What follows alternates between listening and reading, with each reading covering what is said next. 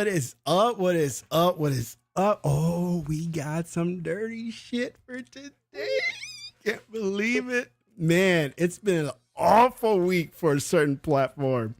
But we'll get into that in a bit. So, welcome everybody.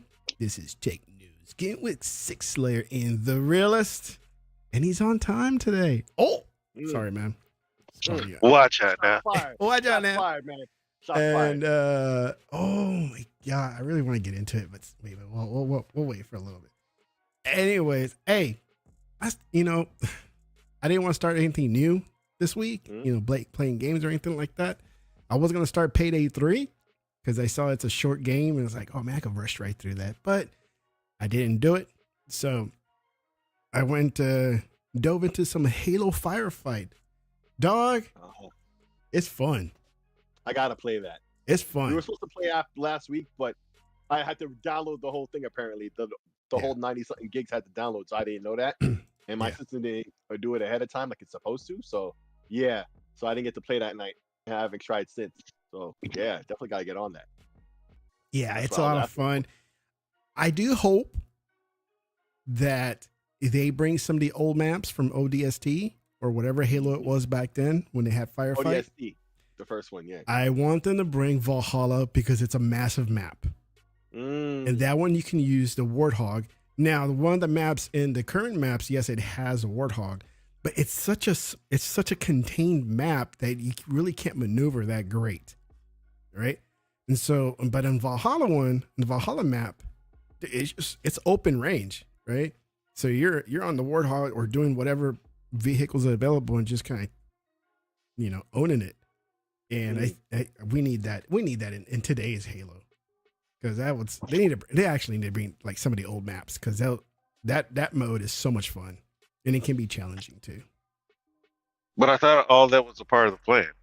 Oh, is it? I didn't keep. Yeah, that. like to bring back. I mean, I don't know all the maps, but they were supposed to kind of like what Call of Duty's doing, bringing back old maps. Yeah. And if they don't do it, the community will do it. Mm-hmm. Facts. I don't like, and if I don't know if you searched or not, but if you search, you'll probably find it. Yeah. Doctor says, I hope Firefight has a mode more like Halo 5's mode. I don't know what mode that is. Right now, they have a King of the Hill, is what I've been playing, which is fun, but kind of want more of a variety than just a King of the Hill. But nostalgia. It is. It is fun. Either way, it's fun. It's a fun game. And when you die, there's revival. I don't know if the other modes have revival, but you can be revived by your teammates. Cool. Sounds like fun. Look, man, I hit my cap. Right, I have a rule with multiplayer games. 200 hours. But I'm over 200 hours on Halo. It's just because you get stuck in those games, right? And I know you guys are like, well, I don't know about you, Sick, but I know Sick is. Where when the sales come around, you just buy a bunch of crap. I know you probably do on Steam sales, right? So like, you get a bunch of games, you never get around to playing them. And I'm looking at like all my libraries, and it's like, I think last year I bought like 70 games 70? on the Steam sale. Yeah, bro, they're so cheap. I know. I know. And so you buy those games, and you never get around to playing them if you play multiplayer games. Because see, what taught me that was, I said this before, ESO and Destiny 1. I got to like 2,500 hours in ESO, and then Destiny 1 was like 1,200. I said, you know what? I'm not gonna do that, because the game that I started after Destiny was Dying Light, and I was like, man, I got so many other games that I have to play that I won't ever get to, because the way they have them set up, if you miss, then people leave you behind. Halo's not so much like that, but in time, once they get things in order, they'll do it. Yeah, I couldn't that's keep the whole up purpose. with Destiny. I just couldn't, because I couldn't put that much time into it like a lot of people that do. Well, the problem with Destiny, like, that was my first RNGesus game, right? And like, I didn't know anything about, grinding or anything like that. So I played it, and for the 8 months I played it, I still never got a yellow horn. And I said, you know what? Destiny 2, I played it a little bit. I said, I ain't doing this again. No. Oh, dang. I played Because you'll I played do the story same and that thing. was it. I was done. You do the same thing every week, and you might not get the thing that you want.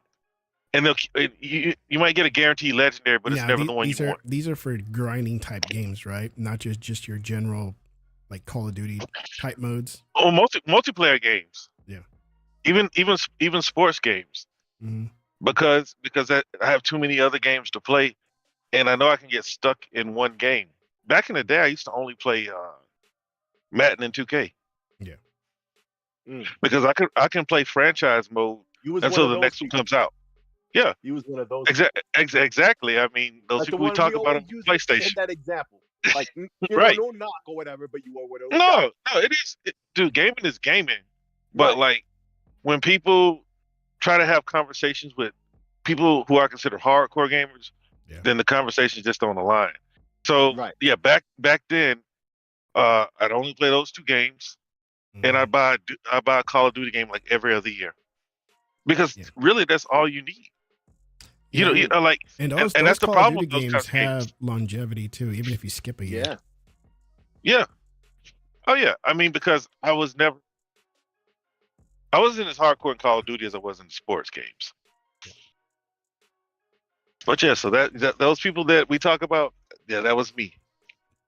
That was me up until I got up until probably the Xbox One.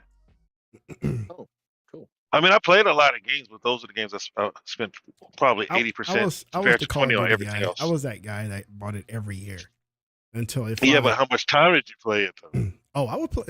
That was my multiplayer game for a very long time until I got introduced to Battlefield. And now we've talked about this before. When Bad Company 2 came out, it completely stole me away from Call of Duty. Yep. Nice. You know, I never got into those games. Like, what's the deal with it? Because I always hear people, like, when they, what's the name? When EA brings out a Battlefield, they're like, man, we need Bad Company. Yeah. We need another Bad Company game. You know what? Okay, so you've heard me say before about Battlefield 2 on PC for me, how it developed the squads, the squad leader, the commander, all that stuff, right? Mm-hmm. That was modern Battlefield, because the first Battlefield was World War II, right? So that was step one, right? Step two was to bring that to the console, and it took 3 efforts before they really got it good. And they couldn't do it the same as PC because they only brought like half the squad count. Yeah, exactly. So the first time they tried a Battlefield 2 on console, first they had like a last gen, the original Xbox and PS2, and then they had one on the 360, and both of those were completely different games. They took some ideas, but most of the most important stuff that we're talking about now that's relevant to what we're talking about wasn't even there. And Bad Company 1 was the first one that started to have it, but it really didn't come together on console until Bad Company 2. Plus, it had a single player that was funny. Plus, it had destruction, which was a new element that wasn't even in the Battlefield on PC. You know what I'm saying? Although it was on both platforms at launch, day one. But still, right for console, if it finally represented you Battlefield for everything Battlefield could and promised to be in one game. Bad Company, it was so. Yeah. I mean, I can't talk. And there were other ones before it, right? Like even a port of Battlefield 1942 for console, they call it 1943, right? It was very good, very competent game for what that was. But for the modern stuff that they introduced with Battlefield 2, it was Bad Company 2 that finally got it right in the majority of the areas that was staple to Battlefield. And Battlefield finally had its true identity on console with that game. Yeah. And they continued on for multiple games. You see that no matter what the setting is now, all those basics are there. Yeah, but their launches were awful. Well, across the board, because the same on PC. Yeah. Their Battlefield launches are awful. Terrible. Until 6 months down the road, they fix it, But Bad Company, I had so many memories. It was so much fun. I can't. And same thing with Battlefield 3, because I played on both Xbox and PlayStation 3. And me and my buddies would spend just till 3 or 4 o'clock in the morning playing Battlefield, dude. It was insane. But yeah, I started playing Firefight. I got hooked. It was fun. It wasn't hokey. It wasn't goofy, and the gunplay was awesome. And it was just fun. It was fun. I like it, man. You guys need to try it. So I just hope they put some more modes other than King of the Hill. They do have a difficulty. They got the regular, they got the hero, and then legendary. For a while, I just jump on there and do SWAT. SWAT. That's all I need. Just get in there, get about 30, 35 kills, see if I still got it, and I'm out. You get out, you're like, yeah, I still got it. I got it. Yeah, but bro, like honestly, Halo to me is the best shooter on the market, right? Call of Duty is up there. I hadn't played Call of Duty in so long, and this year I played it with my son. I was like, okay, I can see why people like this. Like, high production value. Now, shooting a sniper on Call of Duty feels better than shooting a sniper on Halo. Yeah. But everything else on Halo feels better. Some people give the nod to Destiny, but I played Destiny and I like this. I like the shooting better than Halo. I don't like Destiny. Oh no, I like it. It's just I'm not grinding. No. And I hope Microsoft doesn't try to make too many of those games. Oh, I've been muted this whole time. I've been trying to say, like, Destiny basically shoots like Halo. It's got the Halo DNA in it, but it's a little off, right? Yeah. It's like a stepbrother instead. So it's got most of it. It's got the Halo DNA in terms of shooting and target acquisition, all that, right? Yeah. Like, I really was trying to speak up for it in that regard. However, to agree overall with you, which I do, yeah, it like forks off the road a little bit, especially when it comes to that sniper stuff. But when it comes compared to Call of Duty with Halo, it's more of it's tougher because there's more of an assist on Call of Duty when it comes to sniping and shooting in general, but particularly with sniping, it expresses itself real heavy there, right? With Halo, you really gotta be a good shot. Dr. Vakta says Destiny has aim assist, but Halo doesn't. Halo, well, I guess because I don't. Limited. Yeah. All of them have some type of aim assist. Yeah, all of them do. It's just about how heavy it is or not. But the thing about Halo is the guns are supposed to be more relatable, right? Yes. These are U.S. and military in space. Whereas Destiny, everybody they're aliens, and they have alien guns, so they're supposed to feel a little bit different. Yeah, but I like shooting in Halo better. Yeah, right. It's shooting and target acquisition, all that DNA that you definitely see in Destiny. Like I was saying, is top notch with Halo and always was. That's the one thing Halo games never lost, no matter which one, no matter how much you like or dislike a particular entry in the franchise. They all got it on point. It was never lost. It's something that's intrinsic to Halo. And that's why I said, when all these goofy Xbox fans were saying that, the Unreal hype was getting ridiculous anyway. When they were saying that Xbox was about to, 343 was about to switch to Unreal. Mm-hmm. Right. I was like, there's no way. Like, the reason why you keep slip spaces so you can have Halo feeling like Halo. Yep. Not going to Unreal. You go to Unreal, it's going to be totally different. It's not going to be Halo anymore. Yeah. It'll be Halo in name, but not in function. Exactly.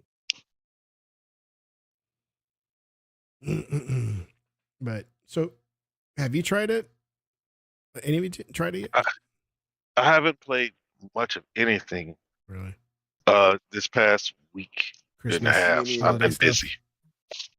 Yeah, work and then been shopping. I spent like probably literally 12 man hours rapping.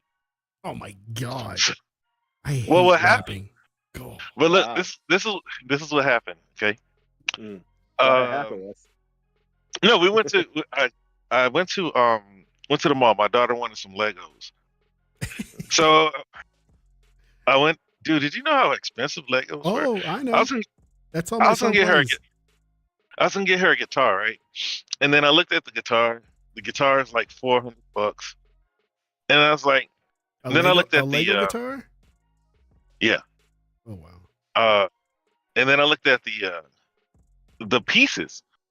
And I was like, golly, that's a lot of pieces. And then it says 18 plus. I said, okay, she can't have the guitar. What is it? It's like Because it was 12,000 pieces? not 12,000. It's like 4 or 5,000. It's a lot. Yeah. It's a lot. Because the Starship, the Star Wars ship is up there like that. Yeah. You know, 10,000, stuff like that. And I had a bonsai tree because I love Karate Kid. Sometimes I sing, "You're the best." All right. No. Right. Yeah, I've noticed you do Look, that. look. So I had a bonsai tree, and my children thought that their kids needed to see my little tree. Oh God, no. Oh yeah, and it was outside, and poor little guy, he didn't make it. I tried my best. I tried my best to bring him back.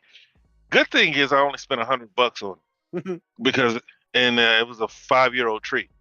Because the one I wanted was a 14-year-old tree, and it would probably come up to like you're tall 6, so probably like your knee. Yeah. Oh, okay. Yeah, but the bonsai tree is little, and then when they get that, I'm sorry. I know that sounds like disappointment. It wasn't that. I don't know. My voice sounded like that. I'm not disappointed at all. no, I'm just saying they're short. little, right? Yeah, they're little trees. Short, Yeah. short, and then when they get like 14 years old, the trunks are thick. So yeah, but mine was just like 5 years old. I had it for about a year, so it's probably 6. By then, man, yeah, I came home, it was all ashy. 'Cause, I mean, they do need sun, but not that much. You know, because like where Daniel would bring the tree would be to the mountains where it was misty by the waterfalls. Yeah. So yeah.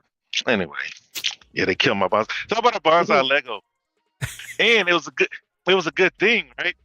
Because when I came home, I heard she said, "I saw Daddy got Legos. He got me a Lego set." and my daughter was quick on her feet. She said, "Nuh-uh, that's Daddy's Legos. He got a bonsai tree." And she's like, "Stop lying." And she said she came in the room. I said, "Get out of here." And she just left. And then my other daughter, she came in. She said she came in here because she saw the bag and she thinks you have Legos. I was like, "Oh, tell her come back then." So anyway, I said all that to get to this point. You know, Klarna was in the mall. Y'all know Klarna? Oh. The people who help people who can't afford things get in debt. These paying for things. Oh, they're one of those people that paid their Or like or something. Or like no, they're like afterpay. Like when you go into the mall and they say you sign up for this and pay it in 4 payments instead of paying, for layaway. Those karma, those yeah, I know what you're it's talking not layaway because layaway was you big payments, but it's at my house though. Paying 4 payments program, right? Yeah. Because remember layaway was still in the store, but you were making payments, and then when you pay it off, you can have it. Yeah. But what Klarna does is help people spend money they don't really have. Yeah, right? It takes it out every 2 weeks or something. But they were there wrapping presents, so they wrapped my daughter's Lego set, and they did such a great job. And my daughter called me out, and she said, "Daddy, why can't you wrap like that?" And I looked at it. I said, "You're side-eyed yes, her? I can." Hope you side-eyed her. Yeah, I said, yes, I can. Let's go to the store. So I had the wrap, I had a ribbon, I had bows, and a name tag. Because that's what Klarna did. And I bought so much crap.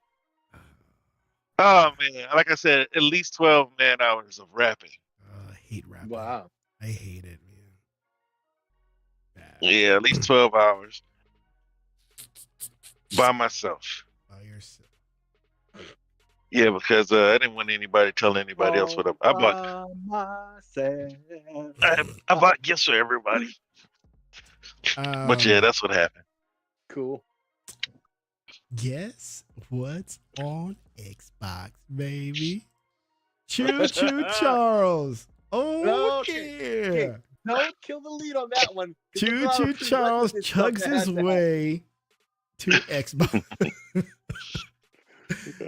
Oh, man. Okay. Look at that thing. That is scary AF. That is so Tech. Yeah. What's up? I don't know if you're joking or not. If you rated that game, what do you rate it? The indie. Indie? On the indie scale. What do you rate it? What's the indie scale? Because you give it more of a pass because it's an indie game. Well, not more of a pass. It's kind of like a curve. It's like you wouldn't be as strict on an indie as you would. Let's say let's say Coalition made Choo Choo Charlie 2. You expect way more. Right. Okay, give it a handicap. Okay. Yeah, fairness, I would say a 6. Because some of the aim is not the aim assist, but the aiming is awful. Some of the placement of items that you need to get or you need to press to proceed in whatever mission you're doing is like you put your little center dot, whatever is there, and then you try to click it and it doesn't happen. You have to like move around a little bit to finally get it going. At the time when I played it, and this is when it first came out, last year or so? So there were some awful things, but overall I enjoyed it just because you see that thing coming after you. You set your train to go fast and you're just shooting the hell out of that spider thing. Choo Choo Charles. And then you got these guys who will chase you down. Like, they won't quit. They'll chase you.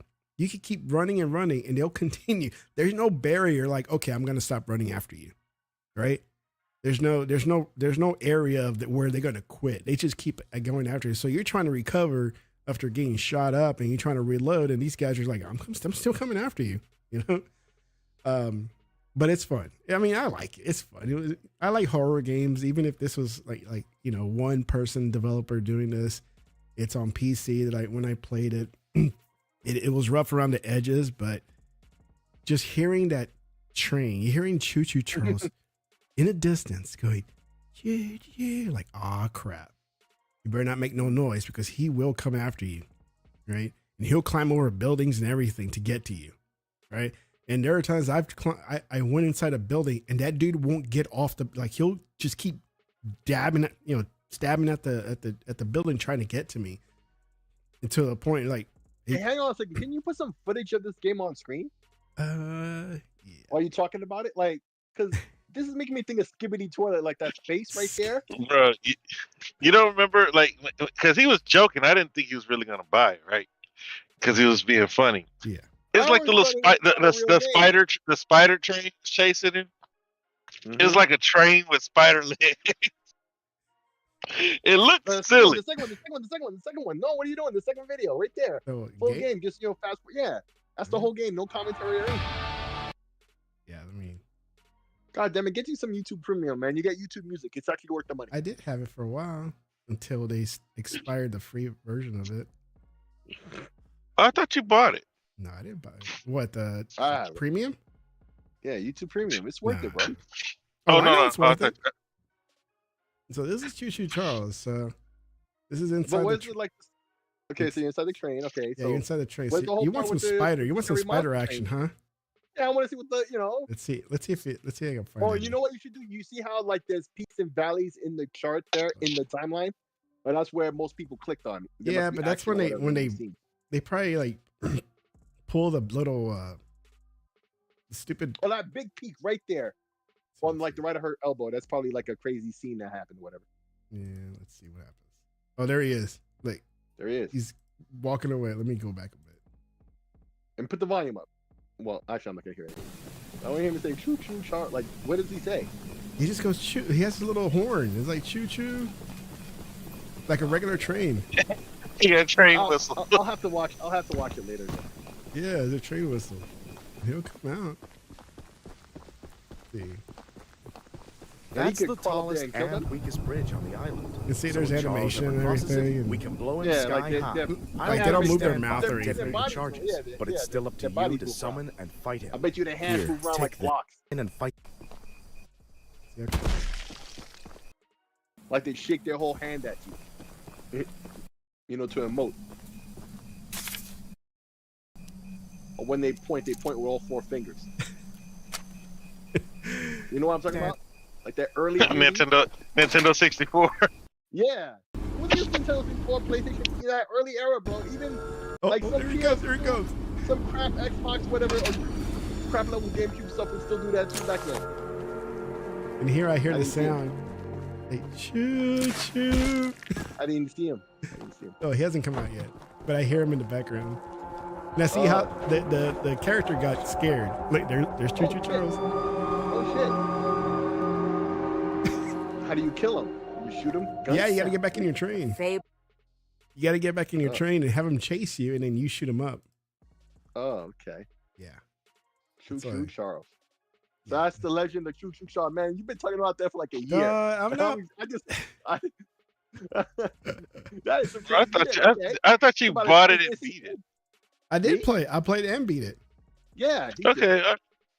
It's not a hard game to pick up. Like, what's up, Vodka? By the way, happy holidays, bro. Yeah. What up, Doctor? See. Well, I can't see I'll play the trailer so you can see it here. We can see it, but we can't hear it. So we can't hear it. Yeah. See. Because you didn't pipe the sound. So, like, see, like. Oh shit. Nah, he don't stop, man. Oh, but his mouth doesn't move. If his face animated, that would be scary as fuck. That would have been really scary. If it was in VR, oh my god. Dude, I would get the VR. I would get VR. Yo, I'm really like my Quest 3, bro. Oh my god. You didn't get the new VR, right? The which one VR? The Quest 3. You didn't get the new VR, right? No. We still got this one. Because I know Sick, you got it, right?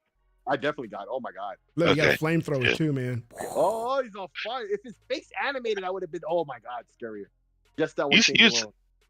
You did say that you didn't get the free game, right? No, I did. It okay. Up. So did you play it? No, not yet. I didn't install it. I didn't install it. I've been just like you, bro. I've been working. Wow, that's crazy. Look, that would be a good VR game. I feel. They need to put this into VR. And there's a whole story about why Choo Choo Charles exists and the whole island. That's. Oh, look at all the bombs and shit. Oh yeah. And it's like a whole bag of detonators.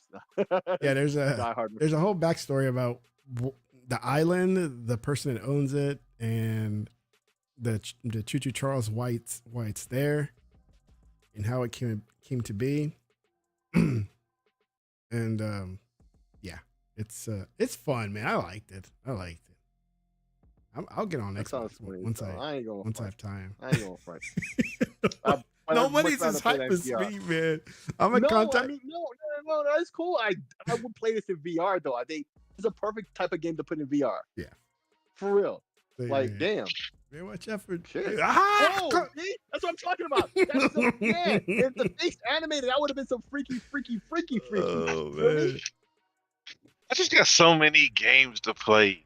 That they didn't do Choo Choo Charles. A game like Choo Choo Charles would have a tough time cracking the list. Because I'm still trying to play. Can I share Steam games? Like, can I buy one for myself and like share it? You can gift us games, but I don't think you can share. You can gift and we can share. We can share it up to 5 accounts. Oh, okay. What? You can share on Steam? I didn't know that. Even I didn't know that. Well, you have to, trust the person. Oh, of course. So I share with my daughter and I share with my nephew. Mm. And we can have up to 9 devices between between 5 people. Oh, so it's one account that everybody's using on 5 different machines, or like 9 or whatever. No, but okay. Basically, we can all share games, right? But I bought the games. My nephew, the same way that you were laughing at me about selling him my Switch. Yeah. So he gets to play all the games, my games, and I get to play his games. I wanted his account because he bought Elden Ring, and I didn't want to buy it twice. Right. That's about all he has, because all he plays is that Gary's mod. Oh, okay. That's all he. That's all he plays. Okay. Doctor goes, oh my god! Somebody got high and watched Thomas the Tank Engine. Oh my god! But listen. So I'm just trying to understand how this works. So like you share each other's passwords and you just log in as each other. Correct. Oh, Correct. Okay. Oh, okay. So you're gaming your sister. Yeah, we get each other. It's just like they don't fight. Yeah, we get each other's passwords, and then between however many people, let's just say 5 people. Between 5 people, it can be activated on up to 10 different computers. Right. And so, yeah. But myself, I have the Ally, Steam Deck, Legion Go, then 2 computers. Oh wow. I got a desktop, and then, the ROG Ally, and then I'm trying to get another laptop. I have one I haven't used it in a year, so. Choo Charles, man, Xbox, buy it, 16 pounds. I don't know how much that in US because I couldn't find a USA one. It's about $19.99. I couldn't find a USA one. 99, man, I'll buy it. $20. Done. Because that's what I was gonna ask you. I was like, they're not trying to charge us more, because you know how they do us on console. I'm still kind of heated about that. You know, console is my preference. Yeah. Well, because okay, I bought Baldur's Gate. Right, I bought Baldur's Gate, $60. They bring it to Xbox, and it's $70. Oh, yeah, but that's that's because PC, like, overall, it's slower to change to the price increases than on console, right? Like everybody that's up to the publishers, bro. Right, exactly why. Exactly what I was about to say. You took the words right out of my mouth as what I was about to say. That's exactly why. It's up to the publishers. On the console, is generally a platform decision up until a point, right? No, it's up to the publishers. The same thing. Right. Because you remember Ubisoft wasn't doing it until recently. Right, but last generation, it was generally like that. In fact, that was one of the benefits I was saying midway into the 360 generation. I was like, I'm rocking on PC because unless it's a game with multiplayer or whatever, right?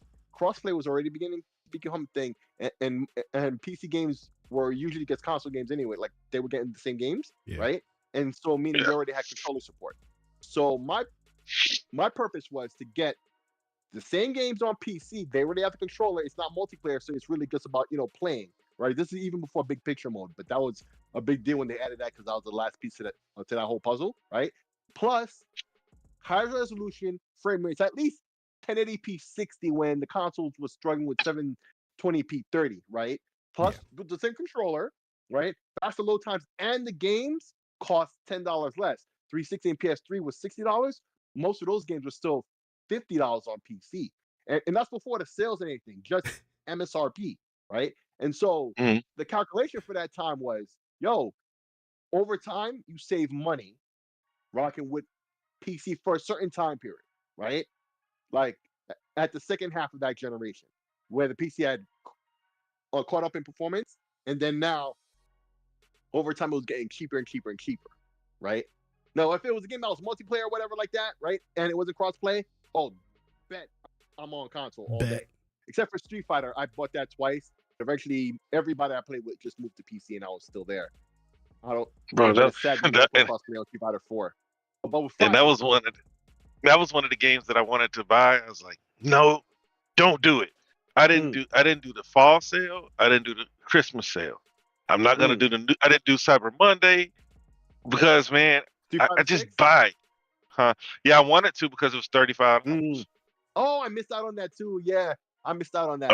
I wanted to buy, but it's like, man, because what I've been playing is Yakuza 0 and Starfield. Nice. Yeah, because I wanted to play I got it on Ally. The man who erased his name. I was like, man, I need to start from the beginning. Because I bought all of the Yakuza games. They were on sale, right? Was that last year's summer sale? And I got all of the Yakuzas, except for like the last one, for $25. It's not bad. Because that's a lot of Yakuza games. And I did. Well, and I did buy 6 later. Later, I bought the Steelbook, but like really, don't forget. And then they're all play anywhere. Think about that. You play at home, right? That's why I bought it on Xbox too. I got all of them on Xbox though, because and then those were like $30. So good. So good. You said, I mean, I've been hearing it from ponies for years, but then when you said it, I was like, okay, let me get on it. But there's so many of them, and then you got Ishin in there now, and then you got Infinite Wealth on the way. Oh man, I still need. I went back. I started playing Shin Megami Tensei. Oh, but there's so many, and I might just drop Shin Megami Tensei, kind of like I dropped. Jumping into that, I just want to add. I read today that Sega put out a press release or whatever saying that the Persona series now is multi-plat moving forward. Wow. You don't have to question anymore. But they said that. They said that already. I don't think they ever said that before. I remember, so they were testing the waters with the Xbox when they put it in the game. No. When I read it today, I didn't have the memory like, oh, hey, they've said this before, but they've been moving in that direction, to be honest. But there's so many people that missed this article. I'm gonna have to Google it, because Sega said that they understand that they basically, I'm paraphrasing, that they were doing it wrong the way they did it after the success that the games had on PC. Right. And that being on one platform was restrictive. Right? They didn't say, okay, that doesn't, to me that meant we're not doing one platform exclusivity anymore. But maybe the difference is maybe there was a contract that just expired or whatever, and now they're moving forward. Now, but I guess now they're making it plain. Yeah. Now, because to me I understood that statement. But now what you're saying, that's making it plain. All right. Sorry. I knew, because once they said that they saw the mistake in it, like because it was on PC first, and they saw the success that it had. They said we realized, and this is what I've been saying this whole time about Sony's method. Doing timed exclusivity does nothing for the IP. It only helps Sony, right? Because if you as long as Final Fantasy they're giving up their it's like they're giving up their mojo in return for early money, because it's questionable how much a game will sell on a given platform early on, right? So they'll take that money in exchange, but at the same time, they're giving up a little piece of themselves in terms of now. Well, it's been short-sighted. It's been short-sighted. Right. Because, like you said, they're taking the money right now, right? But if you look at Final Fantasy, since they've been doing these exclusivity deals, the IP has been shrinking. Yep. Final Fantasy went from the best game ever with 7 to being constantly reduced. Steadily reduced over the years. You look at Final Fantasy 16, by the time it hits PC, you're not going to have very many people looking for it. By the time it comes to Xbox, if ever, there won't be very many people looking at it, because what these companies and publishers are learning, that if we deprive one platform of a game, they'll just find something else to play, unless we have a game that's zeitgeist, like a Call of Duty or what's the big one? Rockstar, Grand Theft Auto. Right? Grand Theft Auto can release next year on console, and then 3 years later on PC, and everybody's gonna run to it. Yeah, because it's modder's paradise, infinite gameplay. They'll jump to it because there's still nothing like it. And I hope somebody tries to challenge it. Microsoft has, well, I don't know if they have the True Crime, but the Activision used to. Square made Sleeping Dogs, or published Sleeping Dogs. So hopefully, Sleeping Dogs is good, but not Sleeping Dogs though, because that was with Square it's and True Crime. United, whatever. Even though it's under the True Crime umbrella, I think they don't have that one. But the True Crime franchise overall, they got that. Okay, well, I hope somebody challenges Grand Theft Auto, because honestly, I really would like to see them do something different. I want to see Bully. It's like Grand Theft Auto every 15 years, and then Red Dead every 10. That's probably one. Well, to me, it's the most talented studio out there when it comes to making open world games, combining technical expertise and just having great gameplay in a game that big. Nobody's coming close. Doctor says, Nier Automata only did $1 million while exclusive, $3 million when it hit Xbox. Right, but look at Bayonetta. It's dying over there on the Switch. Which one? Yeah, Bayonetta 3. Yeah. What? Yeah, Bayonetta. Oh, Bayonetta. Bayonetta. It took them like 6 years to put it together, and then when it drops, it sells like I think 3 million. Yeah. If that. Yeah. If that. I'm being generous. Xbox, if it was just multi-pat on PlayStation and Xbox, right? Because even though I feel Xbox would have carried this alone, but a PlayStation at least would have helped, right? I understand Nintendo paid for it, but I gotta blame Sony and Microsoft then if they didn't want to spend that money. Maybe less Microsoft and more Sony, because I mean, you see what happened when they tried to work with them anyway. Microsoft would have just got screwed potentially. But you follow what I'm saying though. Like in hindsight, but not even just in hindsight. I know hindsight is 2020. You feel me? Like you know it all after the fact. This was one of those times.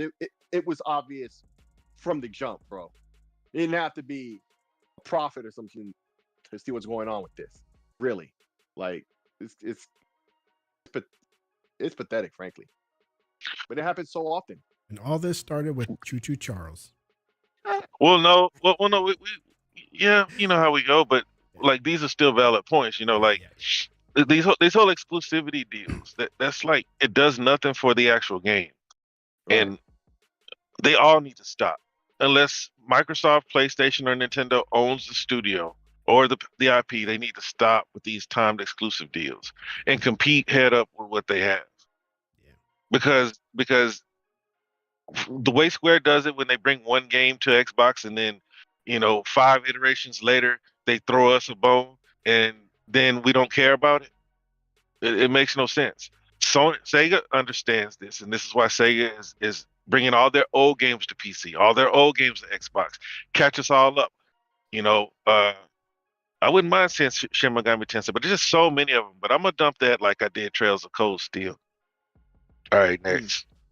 I'm just too far behind, and I don't have time. Man, look, have you started on 0 yet? Mm-hmm. And how far did you get?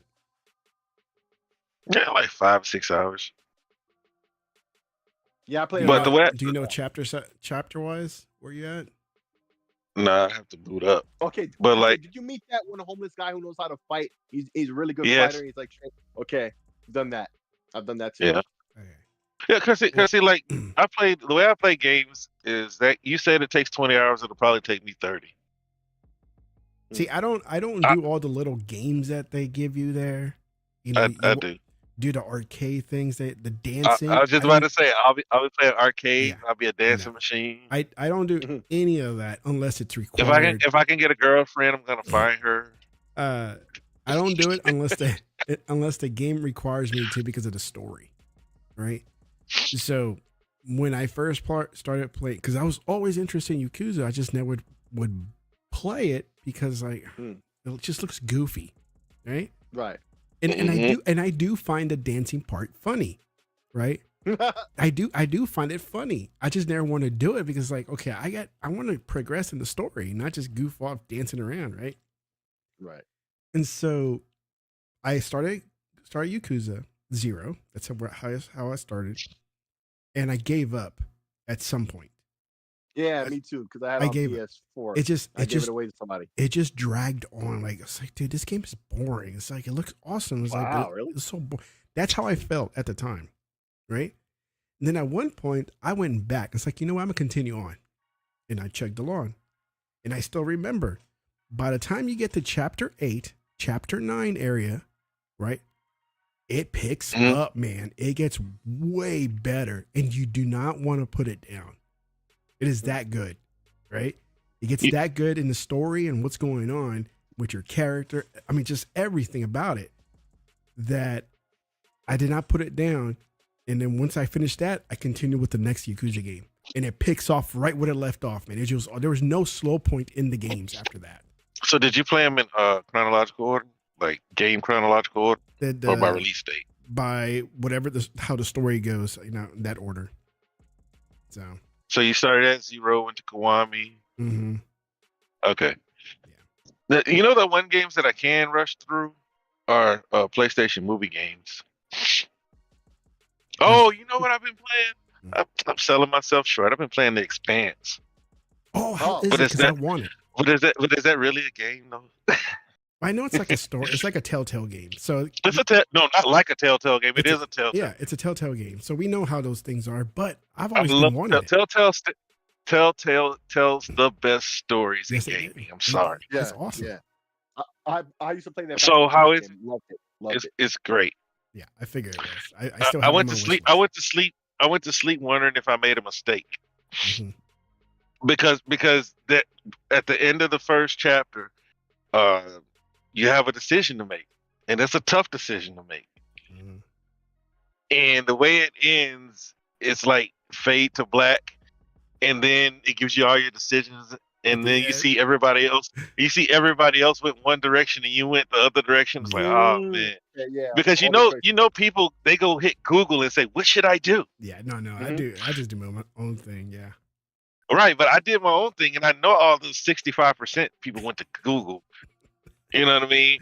And well, if you do this, then this happens later. It's like, do I start over? But no, it's a Telltale game. I love Telltale games. No, I do too. It's a space. It's in space. I even like the girl character because normally, because with a lot of these games where they have a female protagonist, a lot of them, not the majority. It feels like they try to make her tougher. Yeah. You know, it's like they try to make her into something that just not what it's not really what happens in life. Okay, right.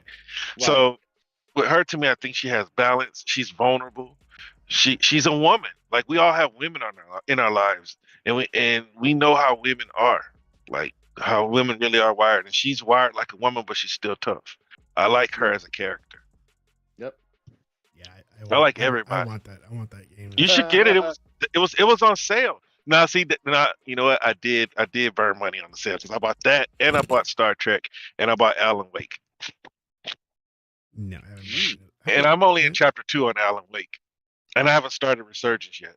Oh, R.I.P. to James McCaffrey. I remember him from. Okay, I'm gonna take you back to the '90s now. Tech, you're old enough. You should remember, but let me see if Realist remembers. A role I remember him in was Viper. You remember that show? Man, I remember the show. I don't remember the show. Viper. Yeah, I was just about to say, man, I watched Night Rider. Right, but it was like Knight Rider, but with the Dark Viper that would like transform and whatnot. Yeah, and he was like the main character for the first season. All I saw was a bootleg kit. Right, but But anyway, I remember like everything. I was like in high school when that came out. I think '95 or so, right? So I remember him, and I'm like, I've seen this guy before, and this is when I really started getting into movies. So I've seen a lot of his roles. He was always a good actor. It's a shame to hear, he passed away. He was like 65. Rest in peace. He did voice acting. So he was Alan in Alan Wake, or he was one of the characters, right? Was that Alan himself? I don't think was he the Alan fat Wake. guy that was his assistant? Maybe, I'm not really sure. And then You'd he have to also look did at another gaming role of note as well. Both these franchises just lost this guy. So R.I.P. to him. Yeah, because a lot of these guys they move into voice acting, man. Because like T.C. Carson, like I knew he was Kratos, but man, he's done so many other roles outside of just Kratos. That's like Mark Hamill. Actually, well, the first Kratos was that other guy. I think he died, though, right? Or no? No, that's T.C. Carson. That's T.C. Carson. He's not dead. He's not. That's right. He's the guy from he's Kyle from Living Sequel. I don't know why they took him out though. Doctor says you never watched The Expanse. I watched the show 4 times. I never watched that show, but I've been meaning to watch that. Yeah. It's supposed to be well. I found in terms of its setting and its science and stuff. Yeah, science. I found out about the show because I got the game. Oh, you didn't know there was a show to it? No, I don't watch a lot of TV, man. I'm on like streaming. Like if I don't go watch TV. Yeah. If they don't have because I have Showtime, whatever Showtime's attached to, Disney and their stuff, Netflix, MGM, Paramount. Epix, and Paramount, and Peacock. Man, so if they don't, you have all of those. Damn, man. I got HBO. I prepaid HBO Max. They gave me a special. I used to have all of that. Yeah. I just caught all that down a couple months ago. I remember I was so like that same shit. Yeah, so like if it's not on the main page, I don't even know it exists. Yeah. So like when I Googled The Expanse, because I want, man. So look, bro, Telltale is like a lot of these people die. Like a lot of these studios die, man. Telltale is the only one where I sat back and I said I could have done more. Yeah. You know So which one I slept on for a long time, and I would not touch it until finally I was like, you know what, I'm gonna play that game. What? It was Telltale, the Wolf one.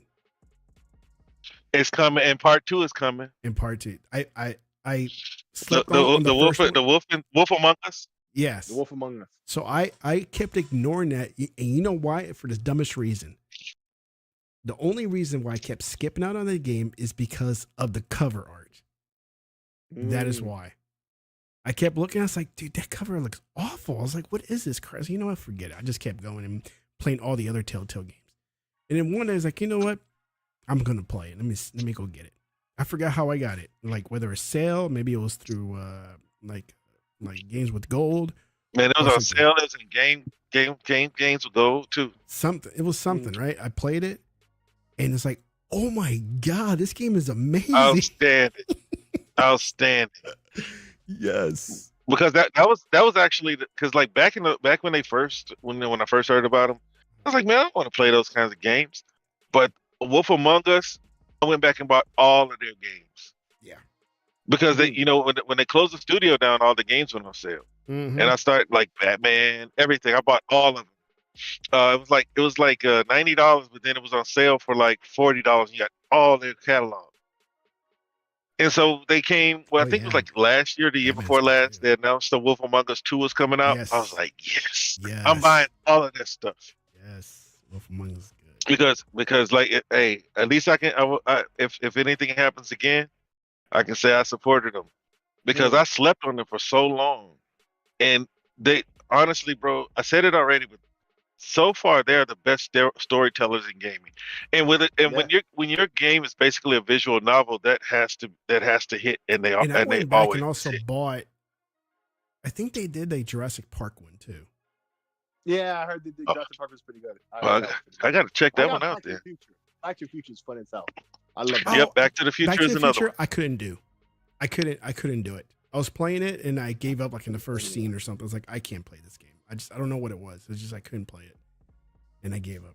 It's like they tried to make a game of it. Yeah. Not so much. And the same thing with Batman. Like you really have to like put clues together, and it makes it a little bit more involved than what you came for. Yeah. But once you progress the story, then the story. It's kind of like playing a PlayStation game, man. Yeah. Like. I don't like playing PlayStation games, but the story I like zombies anyway. But The Last of Us story was so good that I've fought through the gameplay. Yeah. And that's the same thing with like a Telltale game when you have to go find, and I hate scavenger hunts. But in Batman you have to go find this piece and link this and this. Yeah. Because you want to get to the next part of the story so bad. Anyway, next thing you know you'll be talking about it's time to end, and we've been talking about Telltale. Right. So that's what I was just about to say. So listen, Tech. Here's the thing, right? So the last thing I told you about just before the show started, right? Right. We're gonna save that till the end, I guess. Which right? One? Because the what? The thing I told you about. Oh snap! It's on this. Oh yeah. Holy crap! Okay. Well, so, the next segment it's gonna be all about what's going on with Sony and the leaks. Okay. Yeah. Everything. So listen, I just wanted to lead it off like this. We've been talking past couple weeks about whatever happened with these hacks. We know the technique. Usually they don't report it immediately. They report it to the authorities, blah, blah, blah. They want to make it public. Later on, we'll hear what's going on. And time had passed long enough we hadn't heard nothing yet. Plus we had seen, people getting unfairly banned off a PlayStation Network, but we're thinking, hey, it's got something to do with the hacks? Then there were more hacks we were hearing about, right? Insomnia. More and more and more, but we never saw no receipt, no cash money, no nothing, no nothing, right? Yeah. Because we hear they get hacked, we didn't hear no results from it or nothing. And the treasure trove started falling in, bro. Ayo. So I don't know where you guys want to start. but I know where we're gonna finish with that last thing. Okay. Yeah. So first tab I got here for everybody to view here by Peter Ovo. And you don't follow him, you have to follow him. He's good. Warning: user data might not be safe with PlayStation. The Insomniac hack might be the second or third major hack PlayStation has faced in 2020. It's a holiday tradition now, for real. It's a holiday tradition. Like I'm not joking. Well, I am now. But when I first was saying it, I meant it because think about it. Every holiday this happens. Yes, it does. Something major happens. Yeah. They were hacked earlier in 2023. If they can't protect employee data, then we must be worried about user data. Yep. Yeah. That's why the card that I had with them expired, right? Long ago. So I've been using the points cards with them. But I haven't had my PlayStation 4 plugged in since the beginning of this generation. So yeah, bro. Yeah. They ain't got nothing off of me that you know. Yeah, I don't put a credit card on it anymore. I use either on Sony stuff. Yeah, ever since that first hack. The PSN cards is what I buy at the stores if I want any funds on it. And that's it, because I don't put my credit card on there at all. Ever since the first one back in 2011 or whenever it was, 2013. Mm-hmm. I forget what year it was.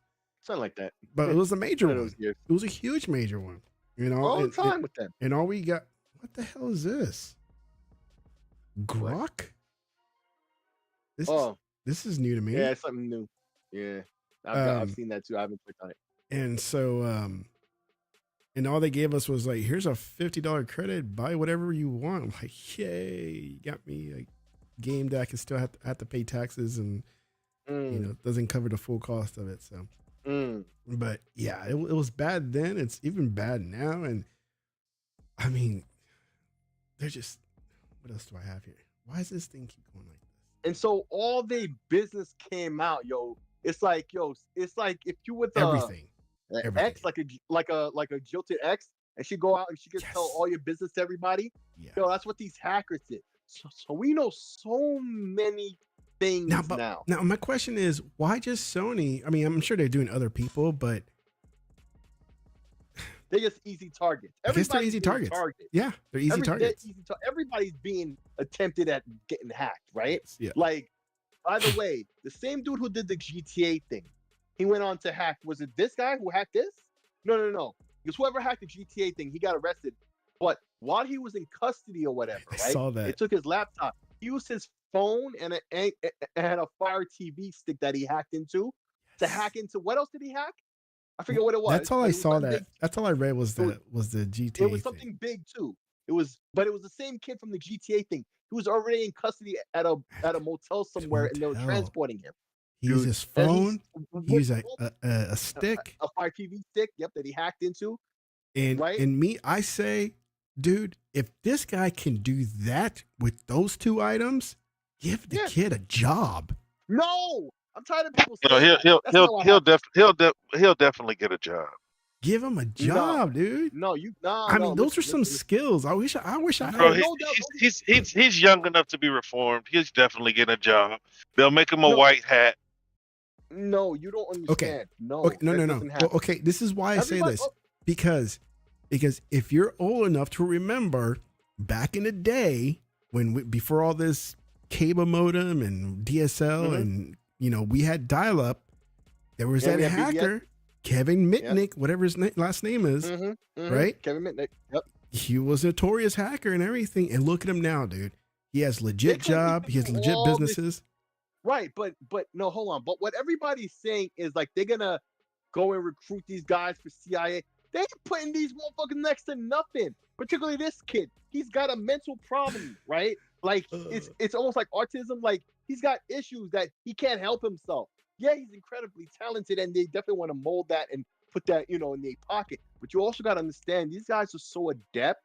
They're so dangerous. They're not going to put them next to anything sensitive till way after. And that's if, right? Yeah. They've been found to be solid like that to be trusted with, because those are the guys, they'll put them in and play cool for years until they get their hands on it, and now they wreaking havoc and you had no idea. Like I understand that part, but I don't know, man. The kid and think these genius types, no doubt, right? Yeah. Just hack into shit with whatever, with like spit like, and bubblegum like he's Kid with freaking MacGyver. No gun doubt, wrapper like, and MacGyver, right? I a rotary feel phone. that, but like, no, bro, they don't just but first they gotta, like Realist was saying, you know, they gotta rehabilitate. What was the term you used? I said reform. Reform them, right? That has to happen first and foremost. There's a lot, like by the time they put anything to use like that, bro, it's way in the future, way later on. But for now, it's not the green ticket. They're gonna toss your ass in jail at first for a while. That's what they're gonna do, right? They toss him in jail, and then they're gonna bring in Bill Duke and say, "You know you're fucked up, don't you?" But right? You know, yeah, man. They're gonna scare tactic them. They're gonna bring in a Nick Fury type guy and say, "Hey." Yeah, and they're gonna give him a psyche valve, and they're gonna if what you say is true, they'll figure it out, and then he won't be, and then he won't get a job. Look what happened to Scott Lang, dude. Come on. Yeah, he was a thief. Like, they put him in jail. They give him a chance. He became Ant-Man. There's gonna be so many dues these guys are gonna have to pay to get back. Then way later, they can write a book when they're like in their 50s or late 40s or some shit, and they get to write a tell-all book, whatever. You know, market themselves, get themselves a cushy job, blah blah blah.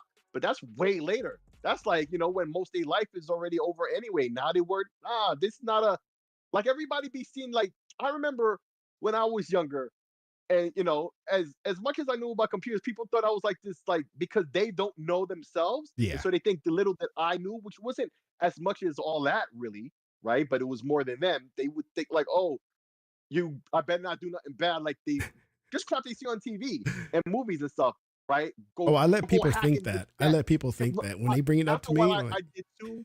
After a while, I did that too, because the mystique was better than not. It was better to be feared than, right? Yeah. So yeah, I figured that out too. But still, like, they come to and they think all this stuff that they see on TV, like, oh, you can get hired. No, bro.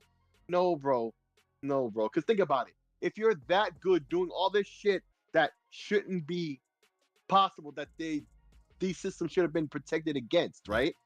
And I don't mean like these game companies. I mean something more serious, like the power company or whatever, right? The water. You know what I'm saying? Public utilities that get hacked from time to time.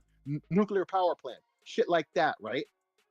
The muscle it takes to track these guys online, right, is non-existent. And the few that can, they're not white hats, they're black hats. So they're not catching these guys like that. And to turn them, nah, bro. I wish the narrative needs to stop. It's really different than all of that. I don't know, man. Really I continue to say, give him a job, you know, look at his skills, what he can do. I mean, if he could do it, use a fire stick and a cell phone at a hotel in custody. Yeah, bro. Give him a job and take down some of the bad guys. Some other more remote machine that, you know, that has horsepower to do shit with, right? Like, I could use my phone and TeamViewer to log into my PC and see my full screen here. I could play a video. It played the bandwidth is good enough. I could watch the video running off my PC with the sound and everything, right? I could do that with TeamViewer right now. And that's free, right?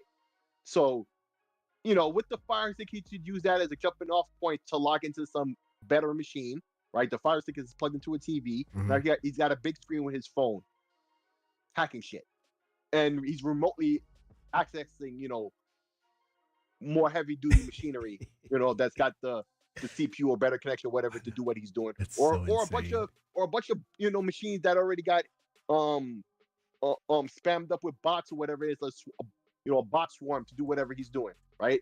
It depends on what's going on. Usually it's a DDoS attack followed with something else to get a hole in or whatever dumb shit, you know. It's all types of wild security shit. But like, either it's one dude or it's a group, right, looking for money. These guys were looking for money, right? They didn't get the money, so they put out info, employee data. I don't know if they put out the employee data or not, but I think they did, just to prove that they were real, that they had something.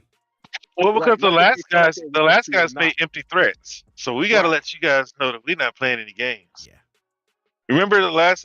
Who was the last? Who was the last leak? And we were waiting. They said they had sensitive information, and nothing ever came of it. But then these guys, These guys said, "Hey, we mean business." Right. Here's some screenshots. Like, the more likely that they have real shit, they'll leave evidence.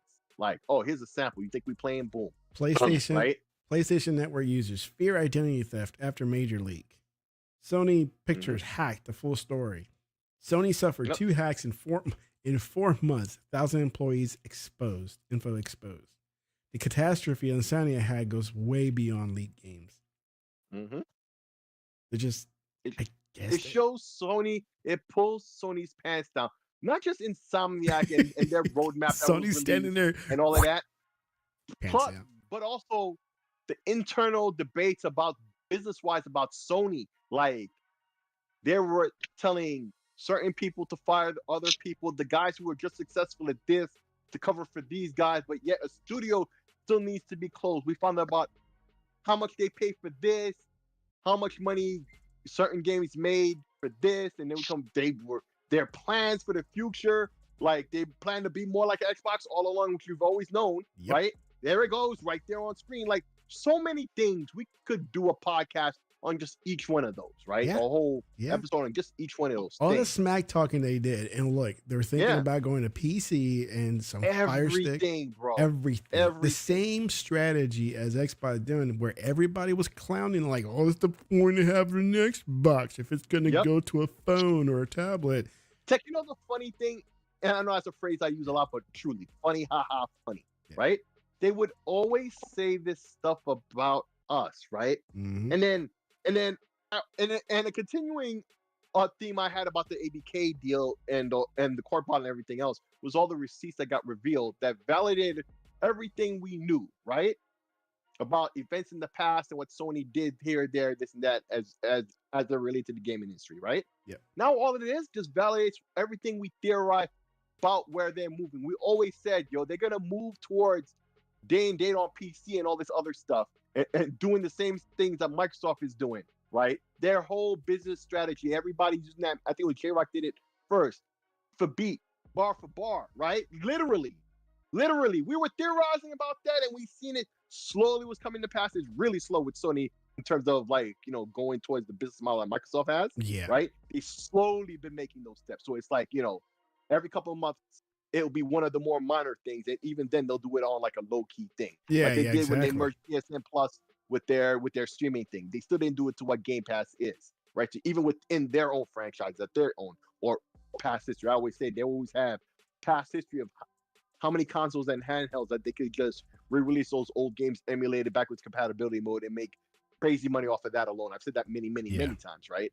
But like slowly, each thing that we theorized that was slowly coming out. Now, overall, that we've been saying the broad scope or whatever you want to say of everything that we theorized that Sony was doing, here it is in black and white and colors. Word for word, what we thought was going to happen, what they should be doing, what they should be thinking. Yes, they are doing it. This is everything exactly the same. All there. They got all this. Go ahead. All this with expanding to other devices other than the console itself. This to improve retention. I guess, what is this? Free to play stuff, I guess. Kids and found what the second is about. But then the third one, partnerships with other companies, which is like the perks that we get now, which I've rarely used because there's really nothing of value for me. I mean, at least for me, it's not. Man, if they added like, say, Netflix or some Spotify like they have here, then hell, man. Microsoft is doing a lot of that same stuff. But see, Microsoft did that too. Give you like trials and stuff. Yeah, they give you like 3 months. Not even. But see, the thing with Sony, they did that for YouTube Premium. That's why I kept it. Is they don't have the means to do these types of cross promotions. You see what I'm saying? Like, they're in media. They're trying to leverage their partners to do these types of perks. But honestly, like, that only goes so far. Like, if you have a PlayStation, so you saw they gave you Core, right? I don't have Plus anymore. So they gave you Core. I used Core and it was garbazo, right? It was basura. So that's what they want to do. Yeah. Yeah. Like look at what Xbox did. Xbox was giving you Disney Plus, right? They were doing things like that. That's not going to be anything. But all this was validation for all of the silly bots like myself who saw into the future and were making predictions and saying things like Jim Ryan is just stealing Phil Spencer's plays. On Twitter, I put Waterboy. I had Coach Red taking Coach Klein's book, right? Nobody knew what it was. Yeah. But you remember on Waterboy, Coach Red he came up to Coach Klein and stole his whole playbook. Right? That's all Jim Ryan has been doing. Like, and I said this so many times. PlayStation's gonna do everything that Xbox is doing at a slower pace. Yeah. Yeah. They can't make these drastic, they can't make these total changes and course correct the way Microsoft can. Right? They're gonna let Microsoft go out there first. Right? Same thing with the digital thing. They're watching to see how they're gonna do it differently when they do. Well, they're not watching to do nothing. They're gonna do exactly what Xbox is doing. They're just gonna try to find how to do it with what's in their reach, which is their and the cloud thing, for example. Which is media, right? They have the media arm, because Disney so far, because remember Disney had LucasArts and they were making games in the past. They're not doing that. So Disney has nothing to do with video games. And I think that WB was smart not to sell to Microsoft. I wish they would have, but they were smart, right? Especially when you see the exorbitant price that PlayStation has to pay and these strenuous parameters that were set by Marvel for them to even be able to keep making these games. Up to 35%? Like this is what they have to pay, and then they have to hit sales numbers. Now you see, why they have to put these games in bundles. Now you see why they keep coming up with different models. Keep coming up with a different model of console. That way, people might want to go get it, and you can throw a Marvel game in there. Yeah. Now you see why they're pushing digital too, because physical is a higher commission or royalty payment. So the money for these people like Marvel and DC isn't just sitting back and letting these people who don't have any IP power borrow yours and take advantage of them. Because a lot of people are saying, well, if Sony paid this, what is Microsoft paying for Blade? For one, Microsoft and Sony are two different companies. Disney has been wanting to work with Microsoft since Spider-Man. And they also know that Sony is limited as to what they can do, especially now that they're getting rid of studios, they're getting rid of personnel, and Microsoft is buying studios. Microsoft has the studios that used to make the games for them. So they're not going to get the same terms. And Disney wants Spider-Man back. You know, there's a whole lot of things that are going to go into the payouts, because let's see. I don't know about Blade, but I know that Indiana Jones, that was a Bethesda deal. That was done before Microsoft came in, because Microsoft has been pretty adamant about not wanting to borrow IP like that, because you don't control anything and it can be taken away from you. That's why they wanted to buy WB, and WB didn't want to give up any of the IP, so they said, hey, you guys get out there. And now you see what's happening with Suicide Squad. They'll be back on the market again. I honestly kind of want to see Embracer, put some of that Dark Horse out there. Something different. I'm tired of Marvel. And DC, it's like, people jump off the DC bandwagon pretty easily. Like, I like DC more than Marvel, but for whatever reason, the aren't performing in the same way that Marvels are, and then now they're doing a complete reboot of the universe. It is what it is. But the graphic you have up there, that's just total validation for people like us who have been saying these things. We've known this, right? Like, PlayStation people are in denial, and they need these types of things so that they have nowhere to go. Yeah, they have nowhere to go. So it's like, you tell me Xbox is dying, I'm gonna be like, Xbox is dying. They're owned by $1 trillion corporation.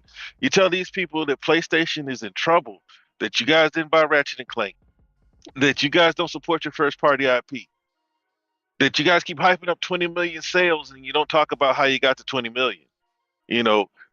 Bundles, deep discounts, and sales, right? You talk about 20 million and then they don't hit 20 million until after 5 or 6 years. They've sold that game for $9.99. They've given that game away. They've bundled it. That's how you get to 20 million. See, this is why Nintendo is different. PlayStation and Xbox want to be like Nintendo. They want to be able to sell 20 million units without having to drop the price. Yeah. Hell, the whole industry, because there's only two that can really put a game out like that with any type of regularity, and they don't even make the games regularly. Which is Call of Duty that does come out regularly, and Grand Theft Auto or Red Dead Redemption. Right, and you look at Hogwarts. Hogwarts is new. You know, Hogwarts performed well, but most games that come out, they have to drop the price after 2 months. And going back to what y'all were talking about earlier on PC, there's so much competition on PC. That's why they have to drop the prices so fast on PC. There's a lot of games on PC that wouldn't hit a console. Okay, I'm done. Yeah. So here's a slide. Industry major shifts and threats. This says Insomnia, but I guess it's Sony in general. Because they're calling the Call of Duty threat in 2027. Microsoft acquisition of Activision for $69 billion could disrupt and threaten console gaming and game subscription markets. Console shift from PlayStation to Xbox with timing and in-game differential as the weapons. Subscription. Microsoft comprehensive ecosystem coupled with exclusivity creates greater dominance. Sony impact, massive threat to PS Plus, upwards of 1.5 billion annual threat gap to fill. They need 45 million. I guess this is how I'm reading this. They need 45 million subs at $12 monthly times 12 months times 20% MP. I don't know what MP, 20% MP third party. Day and date threat. Post acquisition, Microsoft will put Activision games on Game Pass day and date. Yeah. Yep. Leapfrog. What did they leapfrog? Activision provides incredible strategic value across the live service games, scaling mobile and PC front because it covers all three. Yeah. Pretty much. And Microsoft can supply multi-game subscription 50%, console games 50%, and PC. Dude, I mean, Microsoft just got their hands in everything. It's done, you know. Yeah, their hands are in the cookie jar now. Oh, look at this one. Sony's pillars are already dated and behind the competition. But we've been saying this for a long time. Spots. We've been saying this. Yep. All this is validating what we already knew. Yeah. PlayStation is in trouble. PlayStation's in shambles. Yep. Look, people made fun of Xbox for saying they don't care about the console. Moving it to Game Pass. This is why I was never one of those Xbox fans that would say Xbox would have made Game Pass if they were winning. No, them losing is what brought Game Pass about. But they have the money to change the game. They were losing the console war game, but they have the money to change the game, and they've changed the game. And they will successfully get PlayStation to play the game their way. Yeah. Look. PlayStation has to sell these consoles because right now they're the biggest storefront. But the moment that they lose just a little bit, right? If PlayStation sells 100 and Xbox sells 80, or hell, Xbox sells 75, PlayStation isn't so great because PlayStation is what it is just because they're a storefront. If it ain't Spider-Man, it ain't really moving. Right. Look, and then Spider-Man. Look, I wish they wouldn't bundle so I could really talk my trash. You know, same and like God of War as well. Like they've been bundling that thing since it came out. Yep. Like how many people really wanted God of War? How many people really wanted Horizon? I know you didn't, bro. You see what I'm saying? Nobody talks about Horizon like that, bro. They really don't. But they bundled it though. They bundled it. It's like you had to get her. Like my brother-in-law, when I bought theirs, they had to take Horizon. But I don't even think they activated the code. And then God of War. Like a lot of people may want to play it, but whether you wanted it or not, you didn't have an option. And that was one of the things that Xbox addressed in court. Like You have to get God of War if you buy a PlayStation. This is not like Mario Duck Hunt where it was free or included or Astrobot. Yeah. They're actually selling the consoles and you have to pay $550 for it. Which is fine. Look, go ahead. No, I was about to say something completely different after you were wrapping up. So No, I was just gonna say I don't mind them. I don't mind them exploiting their market dominance. If it was my yeah, business, I'd do the same thing. Like yeah, I because don't when mind Sony them did it was raising fine. the prices. You do what the market will support. Yeah. Elusive perfect game subscription, premium content, expectation of free best-in-class games creates unsustainable model. For them. Monthly and incremental subs won't cover investment. Not for them, because it doesn't cover for them. See, that's the thing about all of this. This is just like Rilla said, and I've been saying it. We've all said, right? This is just complete validation. Everything we said, word for word. We didn't miss a beat on none of that shit, right? Yeah. Like I was saying that about the history and what Sony did, and we didn't have no proof for written documents, and then we find through the court case, through the ABK deal, all that shit was accurate. Now all the shit this is how much we know what the fuck is going on with these guys, particularly Sony, right? For this industry, like us who follow, we know what the fuck it is. 100% right, and here's the validation, right? So now we can sit here in the weeds and talk about all these details, and there's just so much stuff that we could gush over for hours. Podcast episodes could be dedicated to this alone, just like we did the the ABK deal all this past year and last year, right? We're not gonna do all of that in one episode, but like I just think we should hit on a couple of things because I already see the time go crazy just on one of them. So I guess we should just hit on the top couple things. But even before all of that, I want to say like, so when these people talk online, it's ridiculous. And I just want to talk about the Tom Warren thing. I saw some people put videos out, and I think they read it and they responded completely opposite to what he said. What the funny guy, Greg Miller crap? Yeah, Tom Warren, when he first tweeted about it, like the tweets afterwards, it showed you clearly what side he's on the subject, so he agrees with us. But that first tweet when he made mention about all this stuff, he really I read it multiple times and still wasn't sure because he's alluding to many things without saying it outright, right? But and what's wrong with saying it outright? Why can't one just say it already? See, this is what he was talking. It's that same thing with that clip with Adam Sessler, right? As crazy, coke-filled rage, angry guy this guy is, when all of a sudden he's right about this, right? It's like that meth guy last week, right? It just goes to show when the meth guy is telling you, you know what I'm saying? The game is done, right? Like, so, bro, all of this stuff, all of it, so true, right? So we've seen there's all these details about plans for what they plan to sell, what didn't sell. For example, Ratchet and Clank cost them $8 million overall. Cost them, not they made or they spent to make. After spending money, releasing game on console, getting crazy, perfect 10s and high 9s and all of that, right? Beloved by everybody, including Adam Sessler, who I mentioned earlier, right? He too gave it a perfect score, top scores, right? A beloved game by all those vocal people who said they reviewed and played it. They come to PC, apparently, got the same level of rating, right? But when it comes to sales, all said and done, Sony was negative $8 million behind this game. Are you freaking kidding me? The PlayStation community doesn't buy shit, and even the PC community couldn't save them. It's that simple. Like, and that's just another example of another thing that happened. Yeah. So many things happened. So much got leaked. Wolverine that they're working on, the PC alpha got leaked. Now I'm gonna hang off a little tidbit until the very, very end.